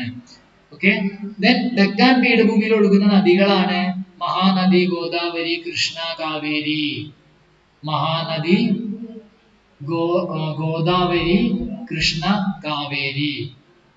മറക്കരുത്, മഹാനദി, ഗോദാവരി, കൃഷ്ണ, കാവേരി എന്നൊക്കെ പഠിക്കാം. ഇനി ഡെക്കാൻ പീഠഭൂമിയെ പ്രധാനമായും തരംതിരിച്ചിരിക്കുന്നത് നമ്മൾ നേരത്തെ പറഞ്ഞു, പശ്ചിമഘട്ടമെന്നും പൂർവഘട്ടമെന്നും ഡെക്കാൻ പീഠഭൂമിയെ തരംതിരിച്ചിരിക്കുന്നത്. എന്തൊക്കെയാണ്? പശ്ചിമഘട്ടം, പൂർവഘട്ടം. ശ്രദ്ധിക്കുക, പശ്ചിമഘട്ടം നോക്കാം. ലോകത്തിലെ ജൈവ വൈവിധ്യ പ്രധാനമായും കേന്ദ്രങ്ങളിൽ ഒന്നാണ് പശ്ചിമഘട്ടം. അപ്പൊ ഏറ്റവും നല്ല ജൈവ വൈവിധ്യമുള്ള ഒരു പ്രധാനപ്പെട്ട സ്ഥലമാണ് ഇതെന്ന് പറയുന്നത് പശ്ചിമഘട്ടം എന്ന് പറയുന്നത്. 1600 കിലോമീറ്റർ ആണ് ഇതിന്റെ എന്തെന്ന് പറയുന്നത് നീളം. എത്രയാണ്? 1600 കിലോമീറ്റർ ആണ് ഇതിന്റെ നീളം എന്ന് പറയുന്നത്. നമ്മുടെ ഗുജറാത്ത് മഹാരാഷ്ട്ര അതിർത്തി മുതൽ കന്യാകുമാരി വരെയാണ് പശ്ചിമഘട്ടം. അപ്പൊ ശ്രദ്ധിക്കുക, ഗുജറാത്ത് മഹാരാഷ്ട്ര മുതല് അതിന്റെ അതിർത്തി മുതല് കന്യാകുമാരി വരെ ഇത് വ്യാപിച്ചു കിടക്കുന്നുണ്ട്, പശ്ചിമഘട്ടം വ്യാപിച്ചു കിടക്കുന്നുണ്ട്. അപ്പൊ ഗുജറാത്ത്, മഹാരാഷ്ട്ര, ഗോവ, കർണാടക, തമിഴ്നാട്, കേരളം, ഇതിലൂടെ ഒക്കെ എന്ത് പോകുന്നുണ്ട്? പശ്ചിമഘട്ടം കടന്നു പോകുന്നുണ്ട്. ഗുജറാത്ത്, മഹാരാഷ്ട്ര, ഗോവ, കർണാടക, തമിഴ്നാട്, കേരളത്തിലൂടെ ഒക്കെ എന്ത് ചെയ്യുന്നുണ്ട്? പശ്ചിമഘട്ടം കടന്നു പോകുന്നുണ്ട്. യുനെസ്കോയുടെ ഒരു ലോക പൈതൃക പട്ടിക, അതായത് നമ്മുടെ പാരമ്പര്യമായിട്ട് നമുക്ക് കിട്ടിയിരിക്കുന്നതിനൊക്കെ നമ്മൾ ഒന്ന് എന്താ പറയാ, റാങ്ക് ഒക്കെ കൊടുത്ത് അതിനെ സംരക്ഷിക്കുന്നതിന് വേണ്ടിയിട്ടുള്ള ഒരു പരിപാടിയാണ് യുനെസ്കോയുടെ ലോക പൈതൃക പട്ടിക എന്ന് പറയുന്നത്. അപ്പൊ അതില് നമ്മുടെ പശ്ചിമഘട്ടത്തെ എന്ത് ചെയ്തിട്ടുണ്ട്? അവര് ഉൾപ്പെടുത്തിയിട്ടുണ്ട്, അതിനെ പ്രൊട്ടക്ട് ചെയ്യുന്നതിനൊക്കെ വേണ്ടിയിട്ട്. അത് ഉൾപ്പെടുത്തിയത് 2012 ജൂലൈ 1 എന്നാണ്. 2012 ജൂലൈ 1 ദെൻ അറബിക്കടലിന് സമാന്തരമായിട്ട് സ്ഥിതി ചെയ്യുന്ന പർവ്വതനിരയാണ് എന്ത്? പശ്ചിമഘട്ടം. നിങ്ങൾ ആലോചിച്ചാൽ മതി, പടിഞ്ഞാറ് ഭാഗത്താണ് പശ്ചിമഘട്ടം കാണപ്പെടുന്നത്. പടിഞ്ഞാറ് ഭാഗത്ത് ആരുണ്ട്? നമ്മുടെ അറബിക്കടലുണ്ട്. അപ്പൊ അതിന് സമാന്തരമായിട്ടാണ് പശ്ചിമഘട്ടം കാണപ്പെടുന്നത്. വളരെ ഇമ്പോർട്ടന്റ് ആയിട്ടുള്ള അടുത്ത പോയിന്റ് ആണ്, പശ്ചിമഘട്ടത്തിലെ ഏറ്റവും ഉയരം കൂടിയ കൊടുമുടിയാണ് ആനമുടി. നമുക്കൊക്കെ അറിയണതായിരിക്കും, പശ്ചിമഘട്ടത്തിലെ ഏറ്റവും ഉയരം കൂടിയ കൊടുമുടി ആനമുടിയാണ്. അതിന്റെ ഉയരം 2695 മീറ്റർ ആണ്. 2695 മീറ്റർ ആണ് ആനമുടിയുടെ ഉയരം എന്ന് പറയുന്നത്. ഇനി പശ്ചിമഘട്ടത്തിന്റെ തെക്കേ അറ്റത്തൊരു മലനിരയുണ്ട്, അഗസ്ത്യൻ മലനിര എന്നുള്ള പേരിൽ അറിയപ്പെടുന്നു. അഗസ്ത്യൻ എന്നുള്ള പേരിൽ അറിയപ്പെടുന്നു. അപ്പൊ നിങ്ങൾ മനസ്സിലാക്കുക, പശ്ചിമഘട്ടം എന്ന് പറഞ്ഞാൽ ഇവിടെ നല്ല സമൃദ്ധിയായിട്ടുള്ള സ്ഥലമാണ്. നമ്മുടെ പടിഞ്ഞാറ് ഭാഗത്ത് കാണപ്പെടുന്നുണ്ട്. ഗുജറാത്ത് മഹാരാഷ്ട്ര അതിർത്തി മുതൽ കന്യാകുമാരി വരെയാണ് ഇത് വ്യാപിച്ചു കിടക്കുന്നത്. ഗുജറാത്ത് മഹാരാഷ്ട്ര, അപ്പൊ തന്നെ ഗുജറാത്ത് മഹാരാഷ്ട്ര എന്ന് പറഞ്ഞാൽ നമുക്ക് ഈ 2 സംസ്ഥാനം കിട്ടി, ഗുജറാത്ത് മഹാരാഷ്ട്ര. പിന്നെ തമിഴ്നാടും കേരളവും നമുക്ക് അറിയുന്നതാണ്, നമ്മൾ അടുത്ത് കിടക്കുന്നത്. തൊട്ടടുത്താണ് കർണാടക കിടക്കുന്നത്, ഗോവയും കിടക്കുന്നത്. അപ്പൊ നമുക്കിത് പഠിക്കേണ്ട ഒരു ആവശ്യമില്ല, വളരെ എളുപ്പത്തിൽ മനസ്സിലാക്കാം. ഗുജറാത്ത്, മഹാരാഷ്ട്ര, ഗോവ, കർണാടക, തമിഴ്നാട്, കേരളം, ഇവിടെയാണ് ഇതുള്ളത്. യുനെസ്കോ പൈതൃക പട്ടികയിൽ അംഗീകരിച്ചിട്ടുള്ളതാണ് 2012 ജൂലൈ 1. അതുപോലെ ഏറ്റവും വലിയൊരു കൊടുമുടി ആനമുടിയാണ്. അതുപോലെ തന്നെ ഒരു മലനിരയുണ്ട്, അഗസ്ത്യൻ മലനിര എന്നറിയപ്പെടുന്ന ഒരു മലനിരയും എവിടെ ഉണ്ട്? നമ്മുടെ പശ്ചിമഘട്ടത്തിലുണ്ട് എന്നുള്ളത് എന്ത് ചെയ്യുക? ഒന്ന് നോട്ട് ചെയ്ത് വെക്കുക. ഓക്കെ, പശ്ചിമഘട്ടത്തിൽ അത് കാണപ്പെടുന്നുണ്ട് എന്നുള്ളത് ഒന്ന് മറക്കാതിരിക്കുക. ഇനി നമുക്ക് അറിയാവുന്ന കുറച്ച് പോയിന്റ്, ഇത് വേഗം പറഞ്ഞു പോകട്ടെ, കാരണം നിങ്ങൾക്ക് മറ്റേ ഗാഡ്ഗിൽ കമ്മിറ്റി അതിനൊക്കെ പറ്റിയിട്ടുള്ളതാണ്. അപ്പൊ ഈ നമ്മൾ പറയുന്നു, ഈ ഇപ്പൊ പഠിക്കുന്നത് പശ്ചിമഘട്ടത്തെ പറ്റിയിട്ടാണ് നമ്മൾ പഠിക്കുന്നത്. ഓക്കെ, പശ്ചിമഘട്ടത്തെ പറ്റിയാണ് പഠിക്കുന്നത്. ഈ പശ്ചിമഘട്ടം നമ്മൾ പഠിച്ചു ഗുജറാത്തിലൂടെ, മഹാരാഷ്ട്ര, ഗോവ, കർണാടക, തമിഴ്നാട്, കേരളത്തിൽ ഒക്കെ എന്തുണ്ട്? പശ്ചിമഘട്ടം ഉണ്ട്. പക്ഷേ ഈ സംസ്ഥാനങ്ങളിലെല്ലാം ഈ പശ്ചിമഘട്ടം പല പേരുകളിലായിട്ട് എന്ത് ചെയ്യുന്നുണ്ട്? അറിയപ്പെടുന്നുണ്ട്. അതാണ് ഇവിടെ പറയുന്നത്. മഹാരാഷ്ട്ര, കർണാടകയിലെ സഹ്യാദ്രി എന്നുള്ള പേരിലാണ് പശ്ചിമഘട്ടം അറിയപ്പെടുന്നത്. കേരളത്തിലാണെങ്കിൽ അതിനെ സഹ്യപർവ്വതം എന്നുള്ള പേരിൽ അറിയപ്പെടുന്നു.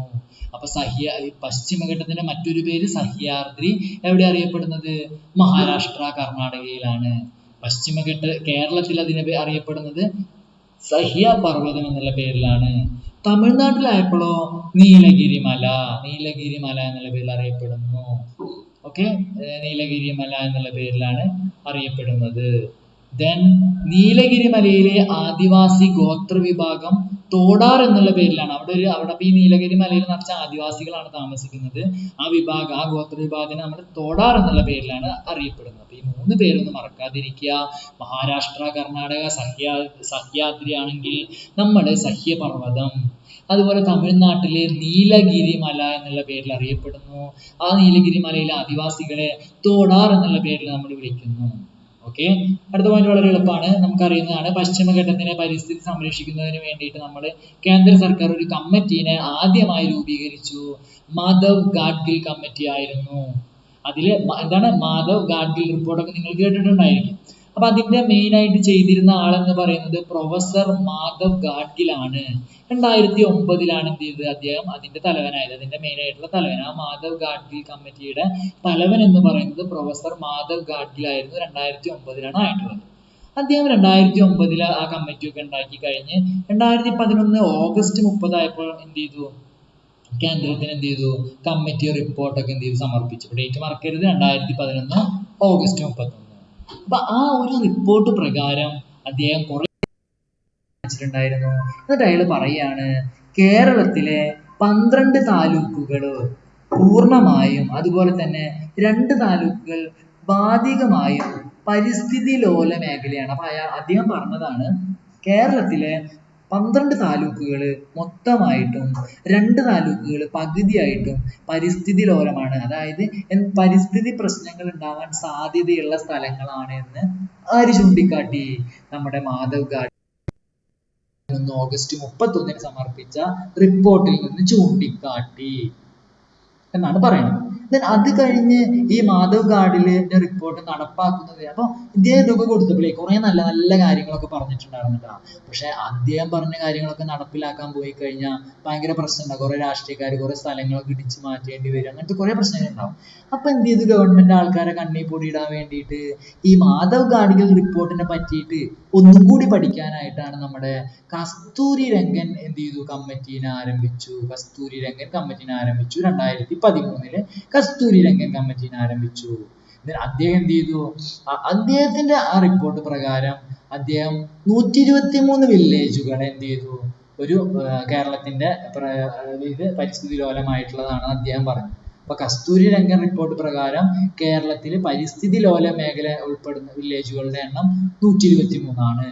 പക്ഷെ മാധവ് ഗാഡ്ഗിലാണെങ്കിൽ പറഞ്ഞത് 12 താലൂക്കും 2 ഭാഗികമായിട്ടുള്ള താലൂക്കുകൾ എന്നാണ് അദ്ദേഹത്തിന്റെ 1 2 3 എന്ന് പഠിച്ചാൽ മതി. 123.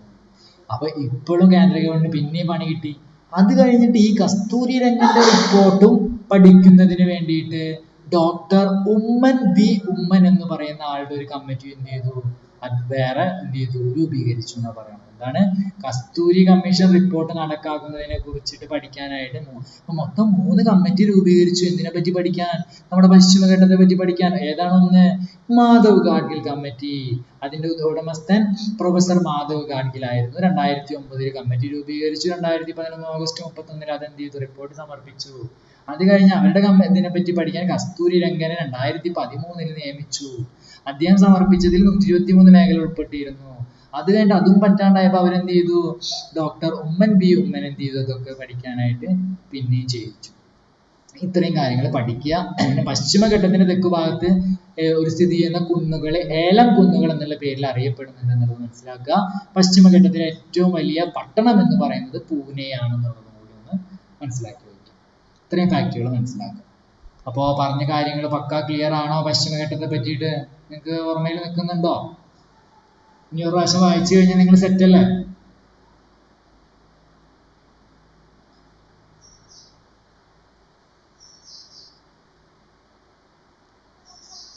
പറഞ്ഞു നിങ്ങൾ കേട്ടിട്ടില്ലേ? മൈക്കൊക്കെ ഓണാണല്ലോ. ആ, സെറ്റാണോ?